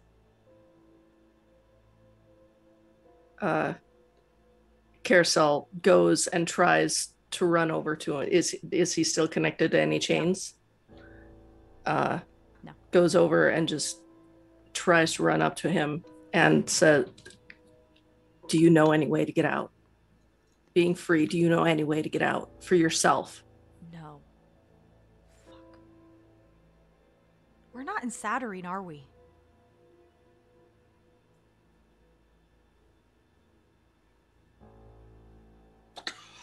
You got splaining to do, buddy boy. No, we're not. We're not. I don't know where we are, but we're not there. I'd recognize, the Chinese food containers. No, we're not. We're not. Talk later. I know. Zephyr. Did you figure out what you are doing for weaving? Yeah. I'm going to be weaving the aggregates of freedom and thunder together with the specific qualities of escape and damage. The idea is specifically of breaking chains. So just kind of targeting this mass of chains to fucking destroy it and or release it.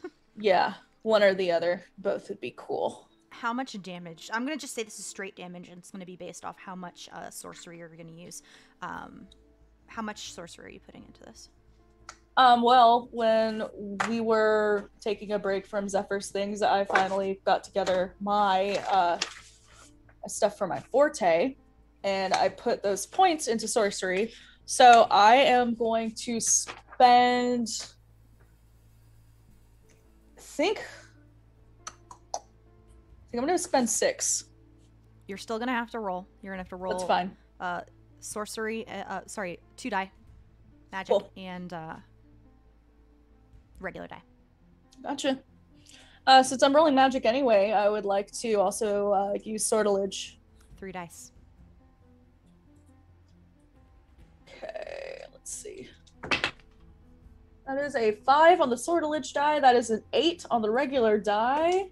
And then that is a 2 on the other magic die. With the magic and your venture already built with your sorcery, describe what happens to these chains and the people attached to them. They're only about the one you directed this at is only attached about half. Okay. Give or take. Gotcha. Since this aggregate is thunder, I think that Zephyr is, and it's been a minute since she's weaved anything, been able to use magic. So she's kind of, I think, back in her stride, similar to her usual weaving style. You see if you look, you would see something that appears to be warps and wefts of fabric as she quite literally stitches reality to be what she is imposing her will upon to look like. So the main difference is that instead of her very typical normal electric blue that you're used to, you will see instead a color that is a vibrant red that looks something similar to if you've ever seen volcanic lightning. It's like that kind of color, a fiery, angry red. And it forms this amorphous mass of like chain lightning balls, and all at once it crashes and splits the chains apart. After you do this, you all hear and see this as they all kind of go ricocheting off into a bunch of different directions. Those of you that are attached to this one, I will say, Zephyr, you were, and Karosael, you were, and then Cicero was, but Oliver was not. You feel this current of energy stop. And as soon as the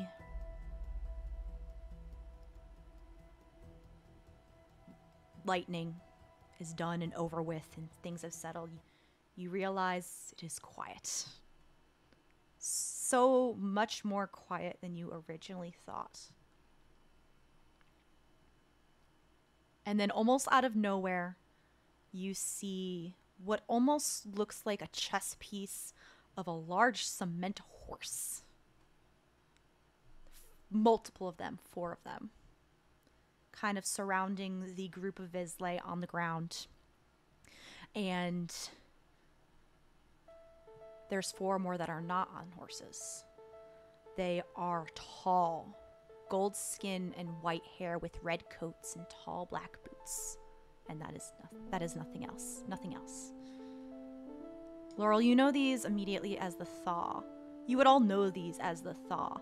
You know them as enforcers in the Marquis Quarter working directly for the Deathless Triumvirate. And they're not to be messed with. They know they can cause pain with a touch.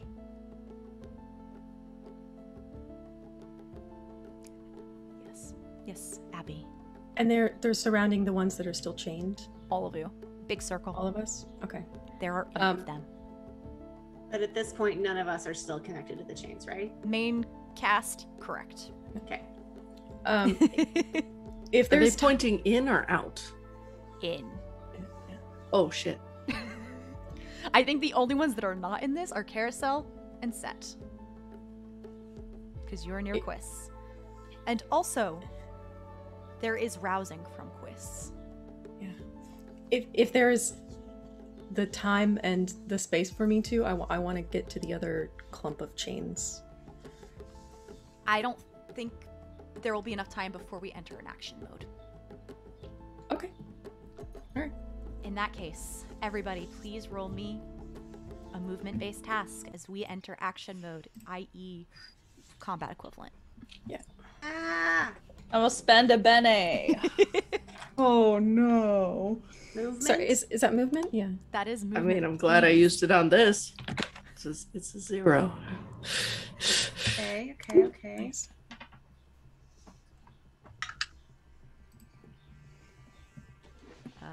Oh, jeez. Farideh? Hey, we're doing better.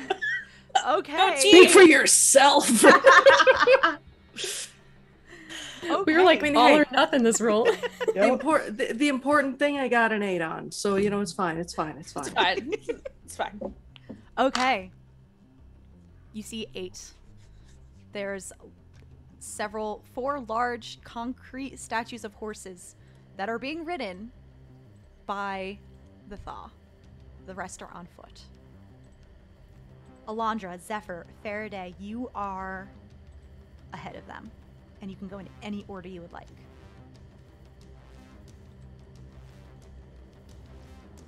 If we know the Thaw, do they speak? Not really.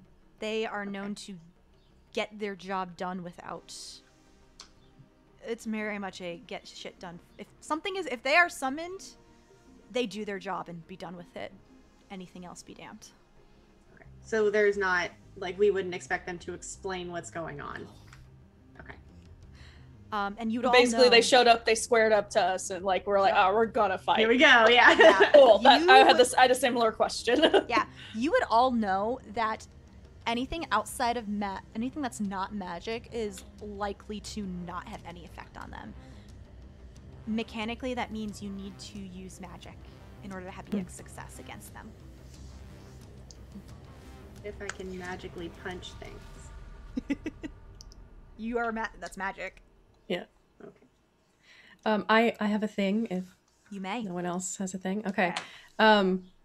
With my nebulous movement, can I get to the other clump of chains? You can get to it, but you won't be able to do anything this turn. In Invisible Sun, you have one action. Unless And movement counts? moving a distance category is an action if it's not ridiculously far. So you can get up to it. I can get to it. Yeah. All right, that's what I'll do. Okay. Zephyr and Alondra. Cool. I would like to instill terror, please. I was gonna do the same thing. Do you want a double team? Can we? Can we just like instill extra terror? We'll see how it works. All right. Read this description out to me again, please. Great. Level 5, +1 die. All nearby creatures not allied with me sense the power of my nightmare and flee in terror when I make a fist. Depletion 0 to 2, color blue. Okay, you need to succeed on both die, by the way. Okay. Or you need to succeed on 2 of these 3 dice, basically. Okay. Which is I have to roll the level, right? Yeah. Okay. And it's 5 sorcery because it's a level 5 spell, right? 5 sorcery, level 5 spell. Yes. Got it. Okay, and then I need to roll 5 on both. All right. Okay, that's a 5 on the regular die and a 6 on the magic die. Is there a distance on that? No. Well, it says all nearby creatures, so however you determine nearby. I'll say you'll be able to get half of them. Okay. 2 on foot, 2 not on foot. I shake my fist menacingly. You do which need to apparently roll. is all I need. You do need to roll a 3rd die though. Oh, okay. Yeah, you're already doing magic, and you're adding another die to that. So Okay. this is just make sure you don't get flux. That's a 9 on the 3rd one. 4. I'll let you know what they're doing on their turn. How about that? Okay. Zephyr. I think that Zephyr's gonna kind of like, okay, like, boom, great minds.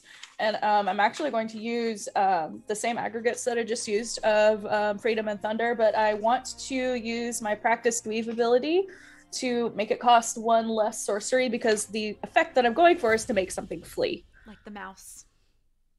Yep. So that's the plan. I was going to spend a total of 4 sorcery, but the cost is 3. Okay. You do need to roll. Okay. By the way, gallants have bonuses right now. Well, I'm not a gallant, so I don't care. I got a 7. On which one? You have to roll. The regular die. On the magic die, that is a 9. Which one? That's a 6. Sorry. 6 on the magic die, and then the other one was the number I said before, 7. Since this is your practice weave, I'll say you can only do it on 1 person because you're. Okay, that's fine. Yeah. So another one. 5 of them run. When you blink, the horses are a distance away. You did not see them move.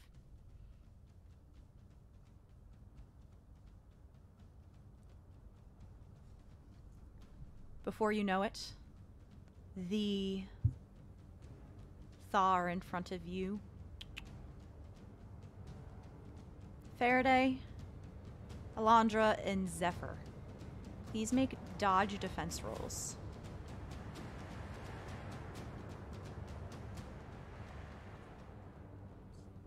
Is that Anything for that? movement?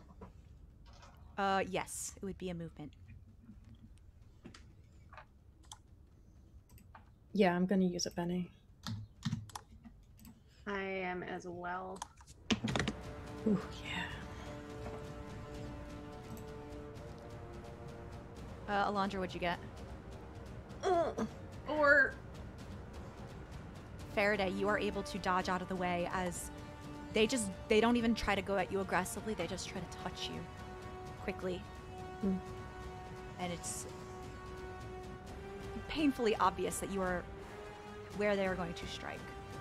Seth, Zephyr, and Alondra, their hand touches you, and all you feel is pain. You take 6 points of damage. So it's 3 injuries per wound. When you take so that would be equal to 2 wounds. You can negate you can negate each wound by spending a physicality.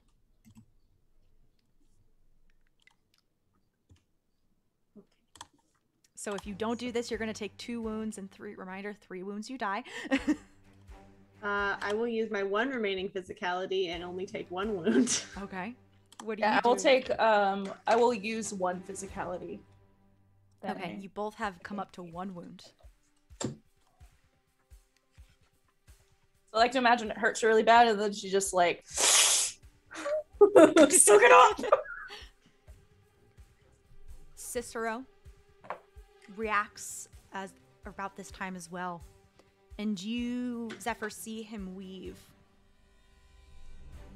There's an explosion on top of one of the other horses of fire. Their jackets are burning off of them and they look frickin' singed. Laurel and Carr.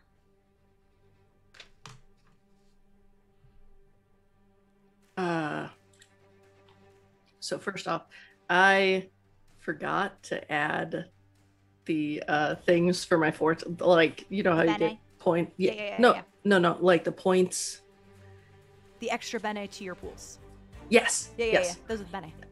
So I've forgotten to do that. So I do have 2. And I am going to, let's see. I am going to just start yelling, hey, you know, this is super easy. Like, remember that one time with the mirrors where you were able to fight them so easily? And these guys ain't got shit on mirrors, so it's gonna be totally fine. And he's going to entertain so that PCs can gain 1 bene to a pool of their choice. Okay. Usually you need to do it for an hour, but I really like this, so we're gonna say 30 minutes. Cool. Rule of cool. Karosael could talk and make it seem like 30 minutes. But we're gonna rule of cool it and let it go. So you all get 1 bene to add to your pool, any pool you'd like.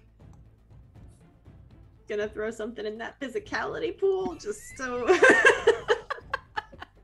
Whatever pool you need. Oh my god, you're right, Cappy. He's a bard.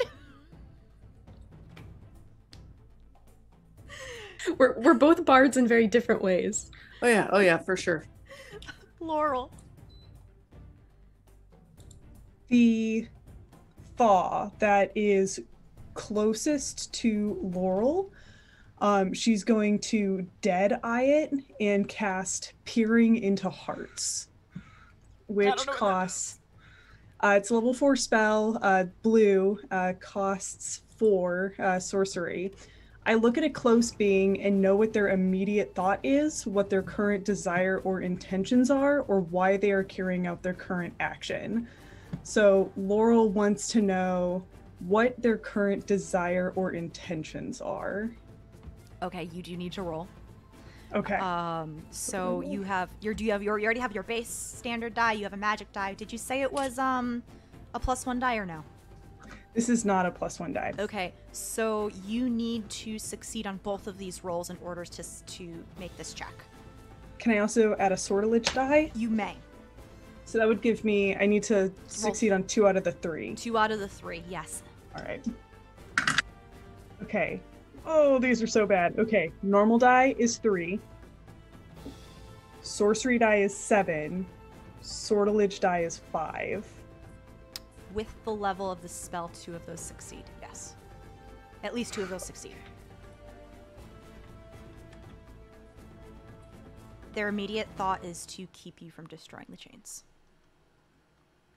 That is their goal.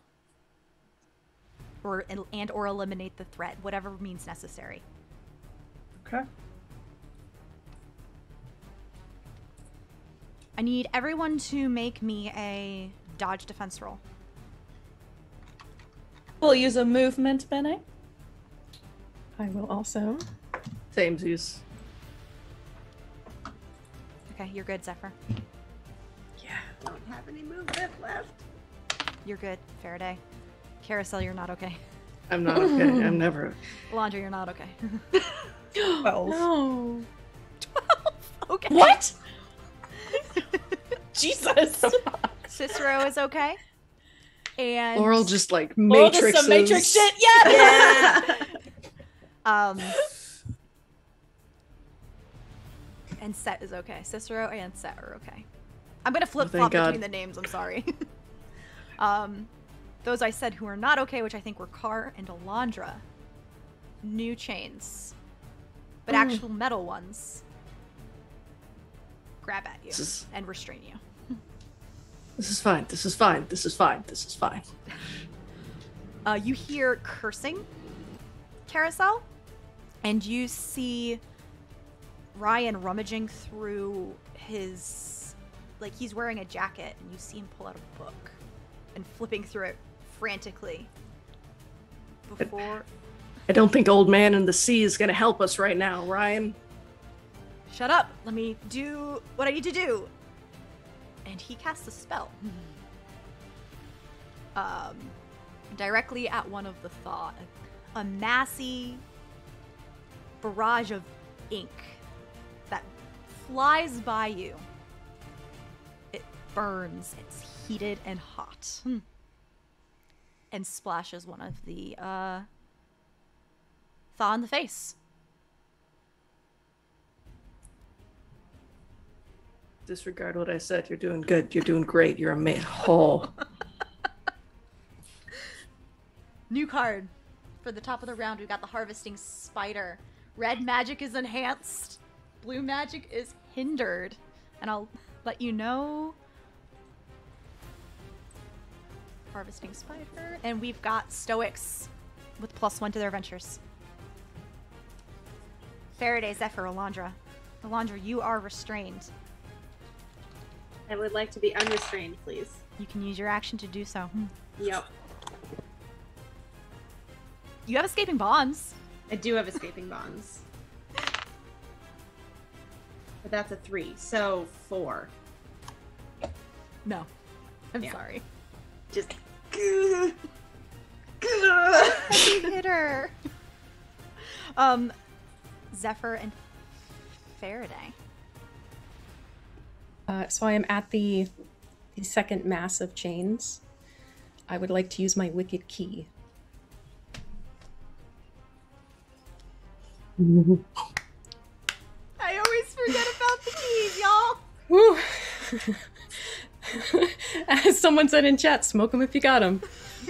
This is the time for it.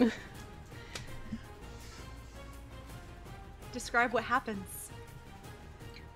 Yeah, so I take out my key and I like plunge my hand as far into the center of the ball of chains as I can. And when I turn my hand, each individual link in the chain comes apart and they all just fall. It goes quiet again. As soon as these chains fall away and break apart, because they do break as soon as they are disconnected and fall and melt through the ground, there is a pulse from Quiz. And the chains are gone. As a warden, there are no gods that you know of. There are a lot of beings that call themselves gods. But wardens are some of the few beings that if they were gods, they can claim that title.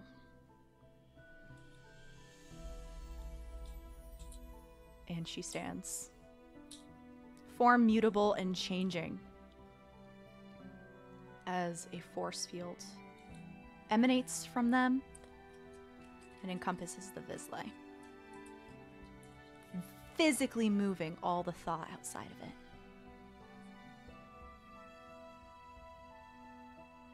The remaining thaw freeze, cock their heads as if they are listening to something, and when you blink, they are gone.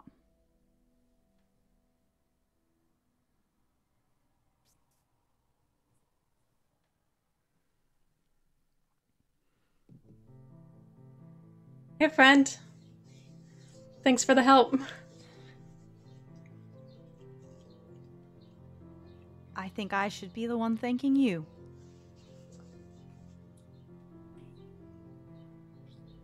He looks around and gives a very big sigh.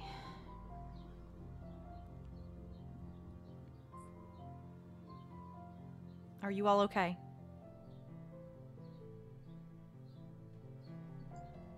Mostly, I think. With a little rest, I think everyone will be okay. It looks at those of you that are conscious and up and moving, though some of the other Vizslays are starting to rouse at the rest of the removal of the chains.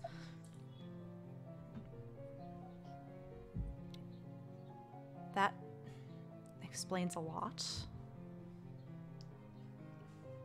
Can Thank you you explain to us? Because I'm confused. Hi, I'm Zephyr. I'm confused. And I think that maybe a few other people are, or am I the only one who's confused? No, you certainly are not. Karosael's gonna take Seth's hand and say, "No, we're all pretty confused here." I can't talk about why, but they were using Vizsla as, I guess, what you can call a battery to hold me down. But why?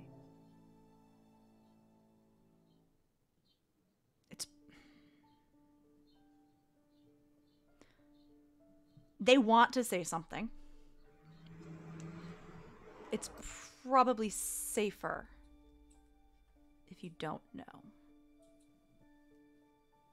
Alondra looks very pointedly around the room and says, I think we might be a bit past safer. Agreed, what she said. What if it happens again? I mean, you're the guardian of this realm. What's to stop them from doing this on another sun? Or something similar from happening to another sun? It will not. You're still in the gray. Once I get back to the indigo, it will be... They will not be able to pull the same thing twice.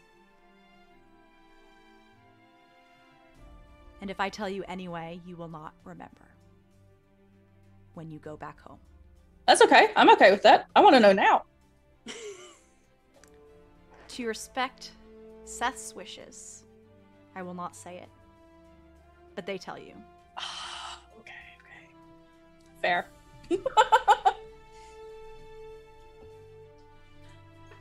And we'll just leave it at that.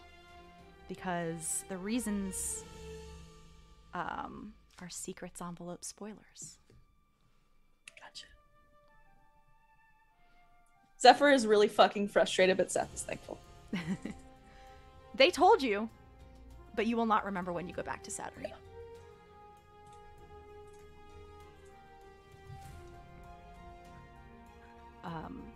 But the explanation is very brief.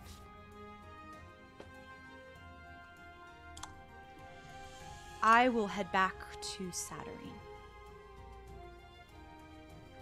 And might be able to bring some of you back, but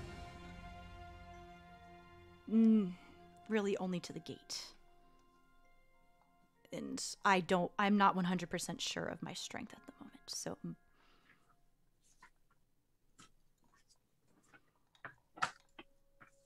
Well, I mean, with this many Reapers here, like, everyone should be able to, like, buddy up a little bit and make the jump. I'll be catching a ride for sure. I can't I can't cast Planeswalker for the 8th time in a day. 8 times? I don't know how many times. It was a lot. I can take a few people back if need be, but not everyone. Zephyr, you did get that keyhole. We can't hear you, Mare. I apologize. Zephyr, you did get that keyhole.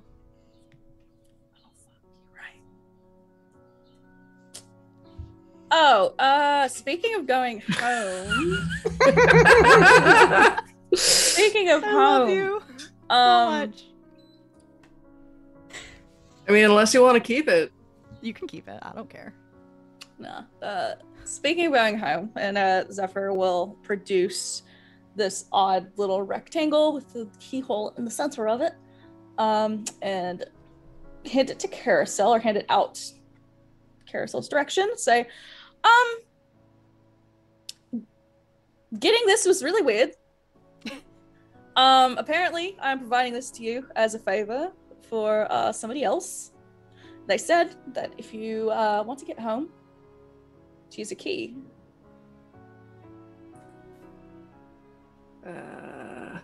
Like any key? So to Or use your key. The key. Your key. I don't know what it means. I got no details. Also, where's home? I don't know. Why don't you know this? He takes Ryan's hand and he says, "Where is home?" Karosael, you do recognize this item, by the way. Oh, cool. It was offered you in the back alley in exchange for your name. Whoopsie doodles. You didn't give anyone your name, but you recognize it as that is what was offered. And if you use a wicked key, you can go anywhere. We're just gonna...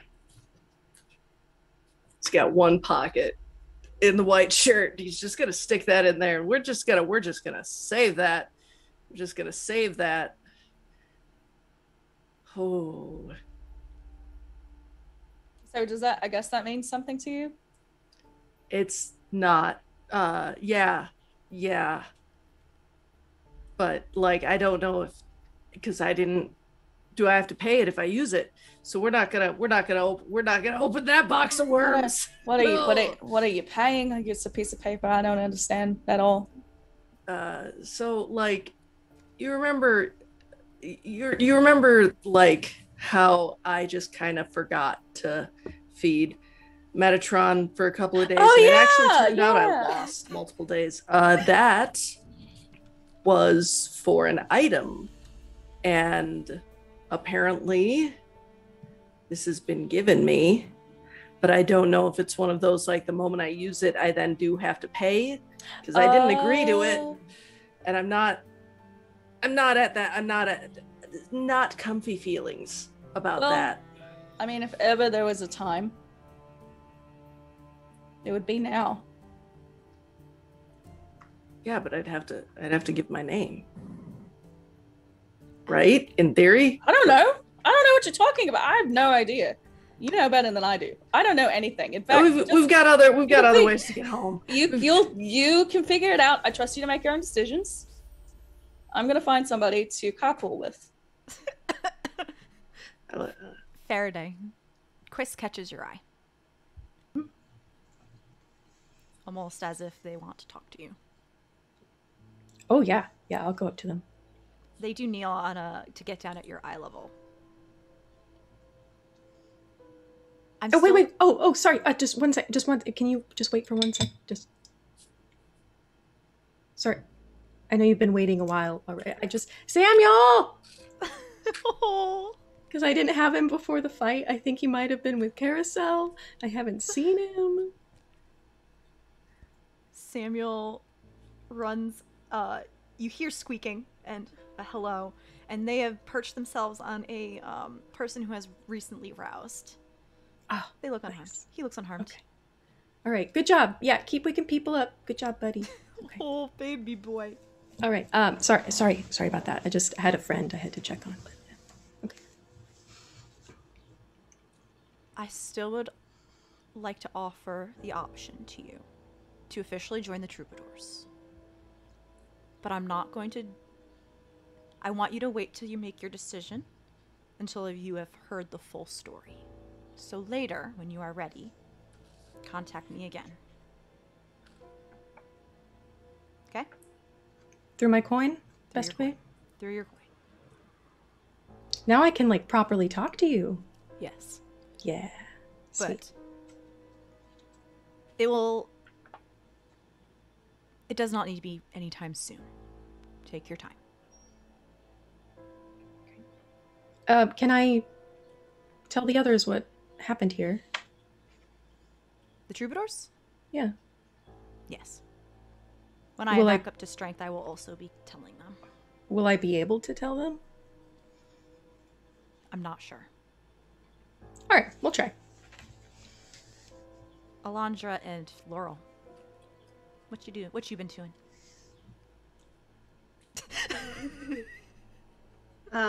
I look over at Laurel and just say, you know that if we go back to Saturnine and you continue doing what you were doing, I will have no choice but to hunt you down.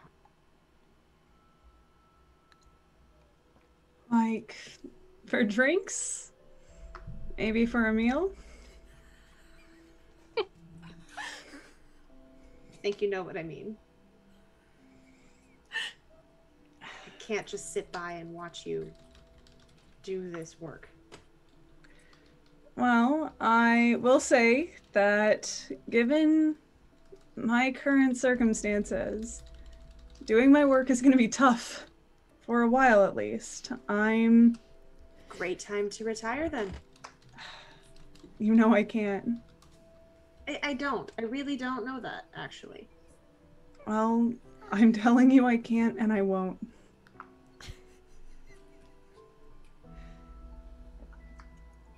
I don't want this to mean that we play this game of cat and mouse forever. It does, though. That is what it means. Well, I think when we get to Saturnine, I'm gonna have to lay low for a while. And I'm not gonna try and be a part of your life if you don't want me to be, but you'll be able to find me anytime you want.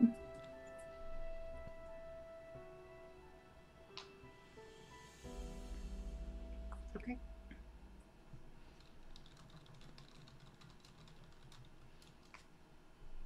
Anytime.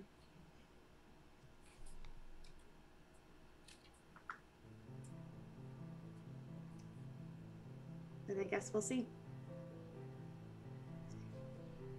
Maybe I can convince you this is a terrible idea before I have to turn you in. Because I said will. you'd be able. I believe that. Good. Now, just because you'll be able to find me doesn't mean I'll be easy to... Well, you know I don't like being captured. Most of the time.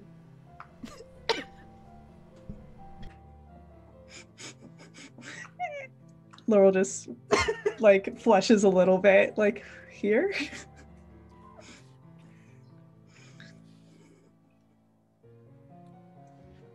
We'll see. I think, I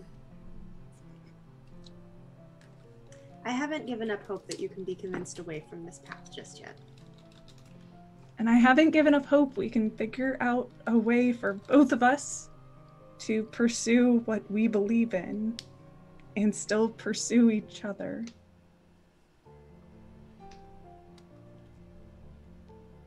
We'll see what happens. We'll see. I'm very good at punching people. You've seen it in action now, so, you know, just consider that as you're considering your life choices. Oh, I know. Good. Group. What is your plan to head home? There's probably, out of the 4, you recognized 4 Zephyr, but there's about 10 total, excluding you and Cicero, that are Grey Reaper agents. Do I see Mism? You do. Mism's sister, I mean. Cool. And where are the other ones that I knew? Silver Swift and Sunrise. Sunrise. Cool. So everybody, they're all accounted for. They are all accounted for. I think Zephyr will take a minute to actually do that in person, like instead of me just asking. Like Zephyr will kind of like look and like maybe ask around for names and be like, okay, I know this person was missing. You're here. You're here. Yep. And maybe is here, which is also maybe go back to Cicero and just, you know, well, it looks like everybody is accounted for. And there's like 20 other Vizsla that are not Grey Reaper agents as well. Well, we're gonna have to make a couple trips. And it's just gonna be time and energy and resources. I'll see if I can grab I think it's just gonna be time, energy, and resources. And a little bit of luck getting exactly here. Honestly. Well, I don't mind staying behind for the first round. I don't have any it's not like I have anywhere to be, so I could stay. I can kind of wait for my my sorcery to replenish, and I can make a later trip. Maybe get a couple people on one go. Whis kneels down near your group again. I will stay behind while the Vizsla are still here. And ensure that it does not happen again, at least. I can't promise anything when I leave, but at least while there is the triage and traveling going, it'll be as safe as it can be. Okay. All right. Then let's start with maybe let's start getting some of these people back to their families.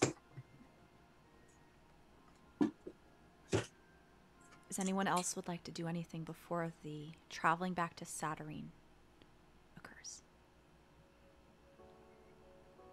Karosael, still holding Ryan's hand, is gonna just so what the fuck? Gotta be a little more Okay. What the fuck? All of it. Well, last thing I remember is telling you to run in a jewelry store. Which I did. I followed your instructions, and but I'm glad you're safe. I'm glad you're safe too. But I don't remember much after that. I thought I first got arrested, and then I was woken up by you. Seeing you slinging spells. I mean, you also slang a spell or two. Yeah, but you knew what Saturnine was. Listen, I'm still getting my memories back. That's all I can tell you. Okay. Hi, I'm Ryan. I work at the Vancian campus. Vancian camp? You're like a teacher? Yes, but I'm also a Vance. I'm a Vizsla. Hi, I'm Karosael. I am a maker, and I can do stuff when I tell my stupid stories. I make things, like Punchy McGee over there has my punchy sticks. And then her over there, I made her not a dagger, but like the dagger holdy. A scabbard? Yeah, that's the word. You're so good with words. So you're from Saturnine. Yes, I pretty sure. Getting the double memory thing, you know? Yeah, kind of. I don't get those as much, but everyone else has like explained that they get headaches and stuff when they think about both. So that's cool. That's cool. So that's, this with like this has all been crazy, and I'll tell you about it someday, and I'll even give you some bene for listening to the story. But God, I've been trying to get in touch with you for the past couple of days. Yeah, I didn't have a phone. I was unconscious. But is everyone else okay? I don't know. Krishna is still out, and they were able to at least message me back, but like there's no way to know if they're Vizsla or not. No. Rose isn't. But I'm sorry. If everyone was, then it wouldn't be special.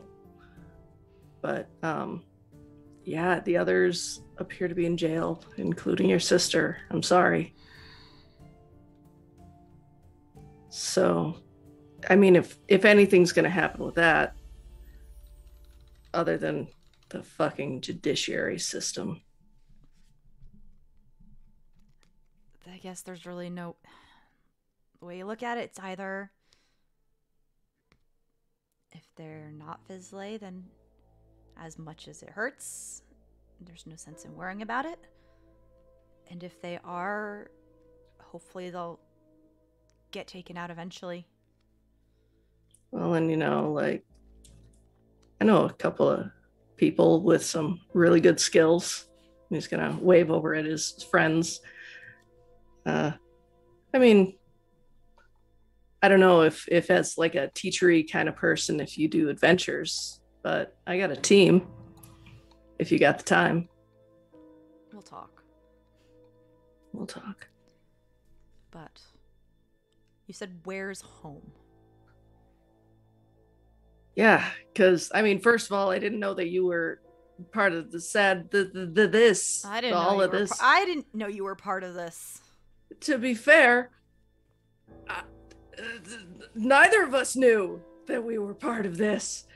But so, yeah, I guess I was just very surprised to know that one of my favorite people gets to come over with me, if he'd like to. I don't think I want to be in the same position I was in when you found me. And from what the warden says, it sounds dangerous to stay. Oh yeah, no, like we're not staying here. Oh, not staying here. But it's nice on Earth in the gray, and it can be nice on Saturnine too, depending on the people that you're with. Then we'll go back. Yeah.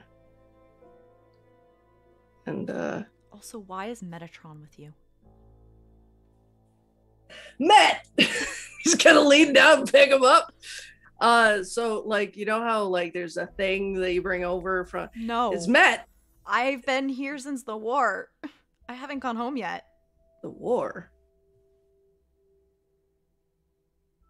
We'll talk later. But no, there's like, you get to take an item that basically like roots you back to your... It's like Avatar. I'll take your word for it. And so Matt is my item. Hey Matt, give a little scratch. Can you talk? Meow. Oh, I'm sorry, buddy. Shh. But yeah, we'll get it sorted out at home. And he's just gonna kind of lean his head on Ryan's shoulder. All right, I guess we'll wait until it's our turn to head out. Yeah. It takes a while, even with the extra Hindasa agents and Grey Reapers to make the trip, because you are all going from where you are to Nightside Indigo to Nightside Blue, back to Indigo. Cicero is very good with his words, and none of you are accosted. Though, Zephyr, when you make your trips, you're given a knowing look from the Nightside Blue Warden. They see you're busy, and they're just like, kind of like watching. And you all eventually do get home.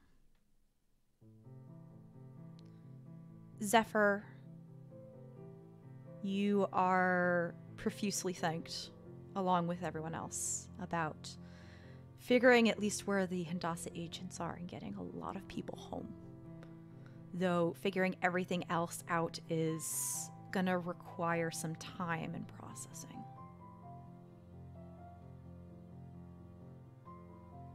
And you all get back to, eventually, a life under the indigo sun.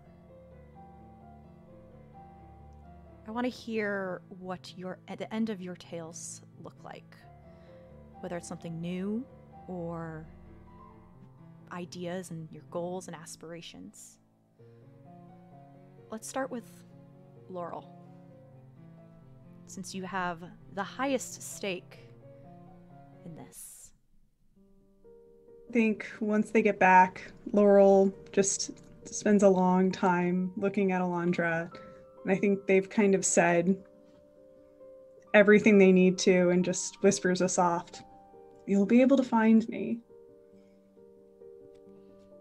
Before disappearing from the group, Laurel will go to her sister and go see Hawthorne and say hello and say goodbye before vanishing. If Alondra tries to find Laurel, I think there'll always be a way or a clue for how to get to where she is, but Laurel is disappearing for a while. There are a set of updated papers at Panache, should anyone go there, transferring ownership to Karosael. But that's kind of the last trace of Laurel that I think we see, at least for a long, long time. Karosael, you have been transferred ownership of these papers. Yeah. He is immediately going to, first off, have a little bit of an auction to sell as many of the mannequins as he can, and he is going to explain like the directions of how to make them work and how they're great like guard dog kind of things if you can use them correctly. And he is also going to, once those are all sold, that's a nice little stockpile for him to be able to start like making things. And he's still going to make them down in his basement, which does mean that like he's got to transfer them, but all of his making stuff is there. And yeah, he starts making it this shop that people can come into and they can request items, or they can find things that he has made with glass and metal and wire to be able to help them on their adventures. And he is going to continue to test the waters with his not boyfriend, very good friend, probably eventually boyfriend, Ryan, and just let this be like a waypoint that they can hang out at. And they will together probably, with a little help from any friends who want input, plan out a heist or not a heist, a jailbreak that may never happen. And every once in a while he gets pulled into crazy adventures, and then he has to hire someone to watch the shop. But other than that, he enjoys his mushroom tea and sitting with Karosael, or no, with, I do it all the time, with Metatron and Seth, and just having a bit of home with him. Oh, and eventually he does get the curse removed once he's in Saturnine, like he pays the money and gets that all set away so that he can hear that sweet music again. And sometimes he'll go to hear Mothula play bongos, and he makes sure to introduce Mothula to Seth. Alondra. Alondra returns to her work as a goetic, and continues advancing in her order. She continues her work hunting down the Vespertine and trying to figure out what they're doing. She doesn't see Laurel for quite some time, but there are probably letters dropped off and picked up. No information, nothing damning. She realizes that eventually her work to stop the Vespertine from ending the damn world is going to involve fighting Laurel, and she's waiting for that to happen. But until then, she's got a weird little pen pal. She moves out of Arkan's store because it's just too much work and the figurines are just loud now. Yes, they're very loud. So she finds a new home, and just continues on. Through the grapevine, everyone would hear eventually, because she would have complained about it a lot, on how she was essentially assaulted by her place of business's little angel figurines that were aiming pencils and quills and stuff at her, and it was a mess. And now she's trying to figure out what to do with the store. That was fun. Zephyr? So I think that after a couple of days or so, having returned and doing typical Grey Reaper shit, Zephyr is actually going to move into a proper flat, and leave the snake behind unless it wants to be her pet or something. I don't know. But she is kind of more focused on continuing to help these Visley, and on I think that after that whole ordeal, she's found a genuine enjoyment in path walking the Suns. I think that she really enjoys the favor that she eventually does for the Guardian of the Blue. And I think that Zephyr no longer weaves stealth with sorcery. I think that she walks the path of the Suns now. And so her kind of goal is making this pilgrimage, but first priority is still always going to be helping Visley. She will continue to hang out with her cell, advance as a weaver, because that makes her better at her job, but I don't think she has as much downtime to just be hanging out with them as often as she used to. I also like to think that her hair is just still flaming red. Is no longer teal. Farideh, when you return to Saturnine and head back to the Benighted Song, the gerent of your local neighborhood has not found the murderer of the troubadour that you found in the sewers, but there is enough evidence and to at least clear your group's name, as well as your suspension. And if you wanted to come back to work, you're more than welcome to. Farideh. Yeah, I think after all that's cleared up, Farideh would officially quit the song. Sell that old house that has just been bothering her since before the war, and travel. Ostensibly performing, maybe doing some intel while she's traveling around, seeing new places, making connections, doing both sides of the job that she wants to be doing. Do you eventually reach out to Quiz? Oh yeah, totally. I think it's like a pretty casual relationship of just like chatting, and when he's ready to tell me the whole story, I'll go visit.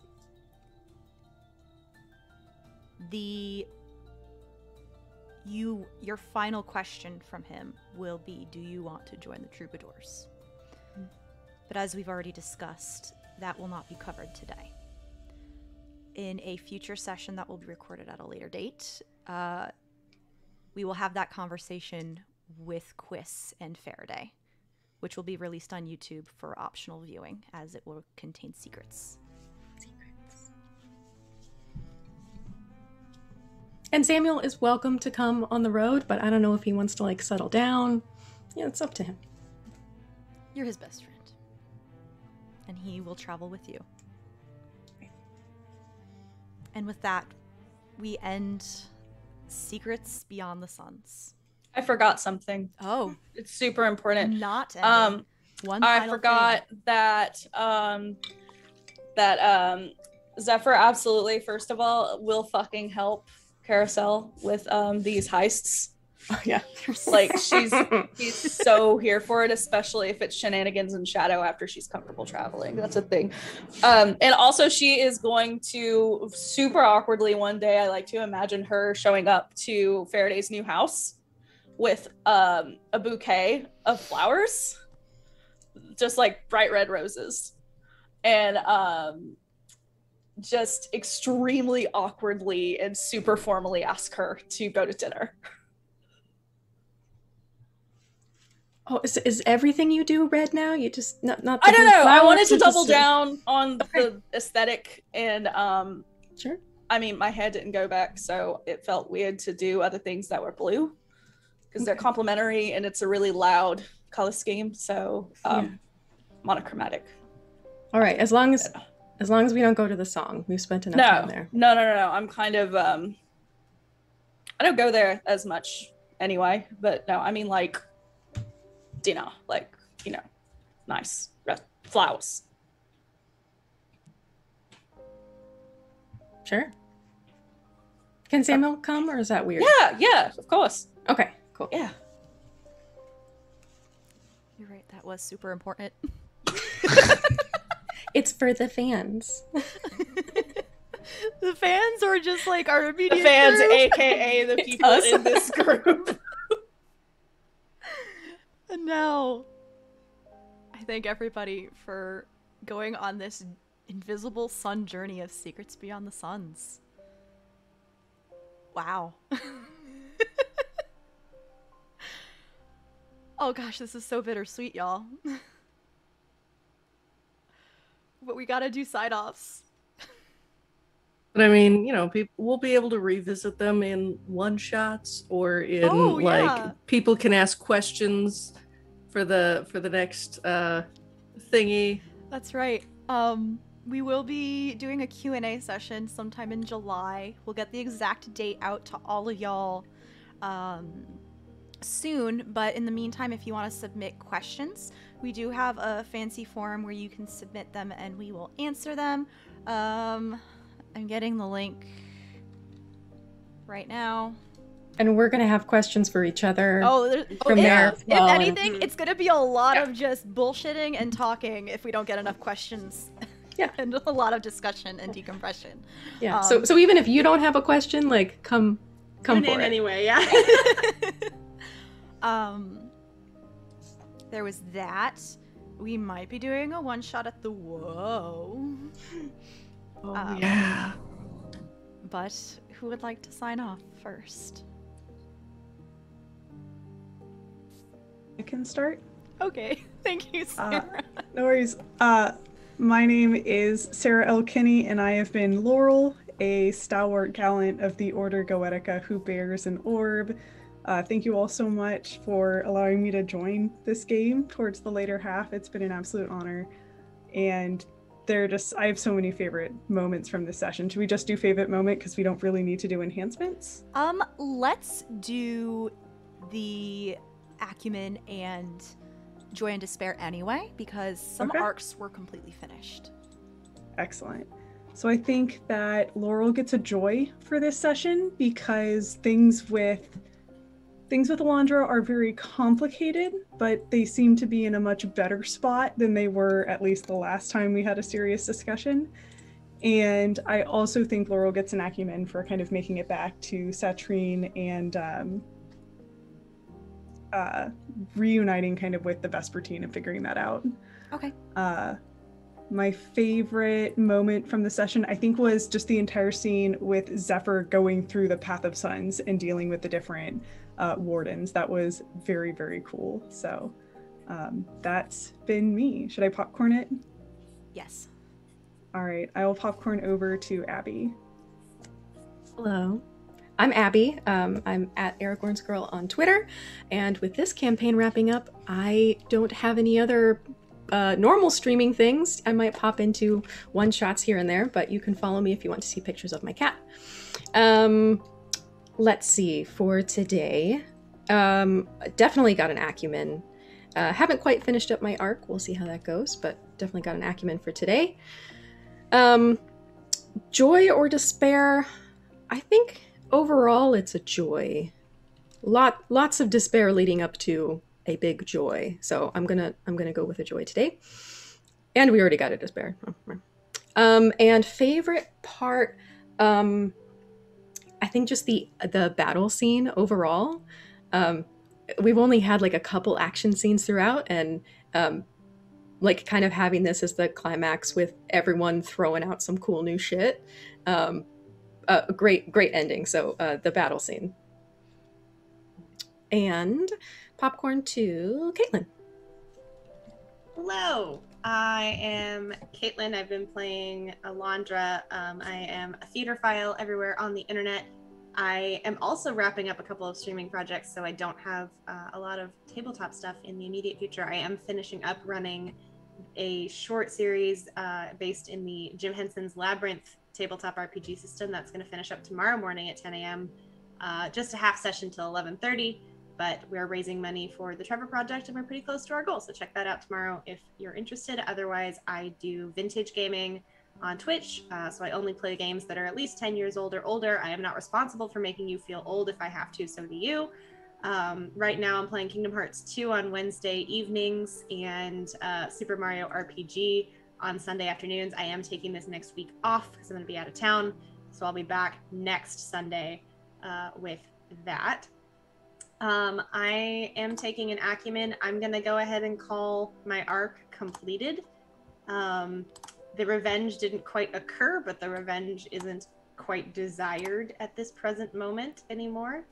And I'm going to also take a joy. Okay. You know, just because we like solved the mystery and stuff and no other reason. Also, everyone double check their arcs in the rule book. You do get extra stuff for actually completing it, so cool. Just double check all that. Cool. My favorite moment was the pancake party and imagining everyone in their pajamas. That was cute. Popcorn over to Seth. Hi, I'm Seth. I have had the pleasure of playing Zephyr. I am a stalwart ardent who walks the path of the suns now. I'm going to go ahead and just start with the acumen because I believe I have completed my arc of joining an organization. I think I am solidly a Grey Reaper now, and if not, then fuck them. To that extent, I will be taking a joy because Zephyr has done a whole lot of changing and evolving for the better and for kind of like if I took joy or despair as a human being in this world, I would take a joy because I'm very happy with how things kind of wrapped up with Zephyr and ended up better than I was expecting. So I'm very happy with that. As far as, I just wanted to get that out of the way because I was gonna fucking forget. Happy Juneteenth and happy Pride Month to Black queers only. What else do I even fucking do? I have a whole shit ton of plants. I have 2 asshole cats. I have like orchids and other shit that go on, and you can totally follow me if that interests you on Twitch. I'm KillXJill there, or KillXJill with an extra X at the end for crunch and umami. On Instagram, you can follow me there as well. I have, after this, I will be in a one-shot on Mare's channel next weekend playing Necrobiotic with the person who made Necrobiotic. It's gonna be fucking cool. I can't wait to play that game.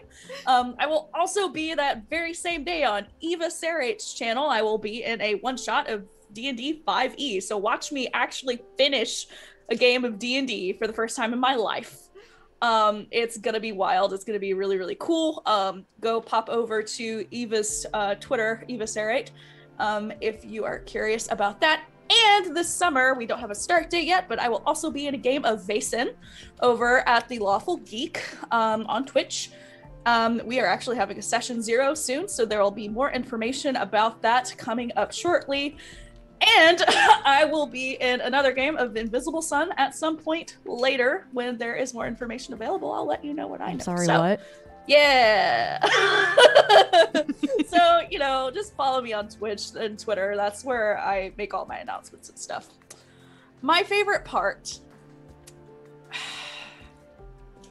Honestly, I really like the scene where the angel returned. I imagine this thing, weird thing, flying haphazardly through the air, bleeding profusely over, you know, these skyscrapers in New York City, and that was fucking terrifying, and I'm here for it. It was very suspenseful, and you know, I think it kind of really impressed upon us the weight of the situation. I really liked that. I thought that was really well done. So now I'm gonna popcorn over to Karosael, our beloved Gonah. Yeah. Hi, I'm Gonah, and I got to play Karosael, and as far as like he's completed his arc, definitely, because like he has a shop and he gets to sell things and make things, and that's fan-freaking-tastic. As well as a joy, because like he didn't get to have everyone, but he got to have one of the most important people in his life over in Saturnine. So like, hell yeah. As far as favorite parts, I'm not gonna lie, Alondra and Laurel. I have 2 favorite parts. First favorite ship, Alondra and Laurel being like spicy. That was pretty great. And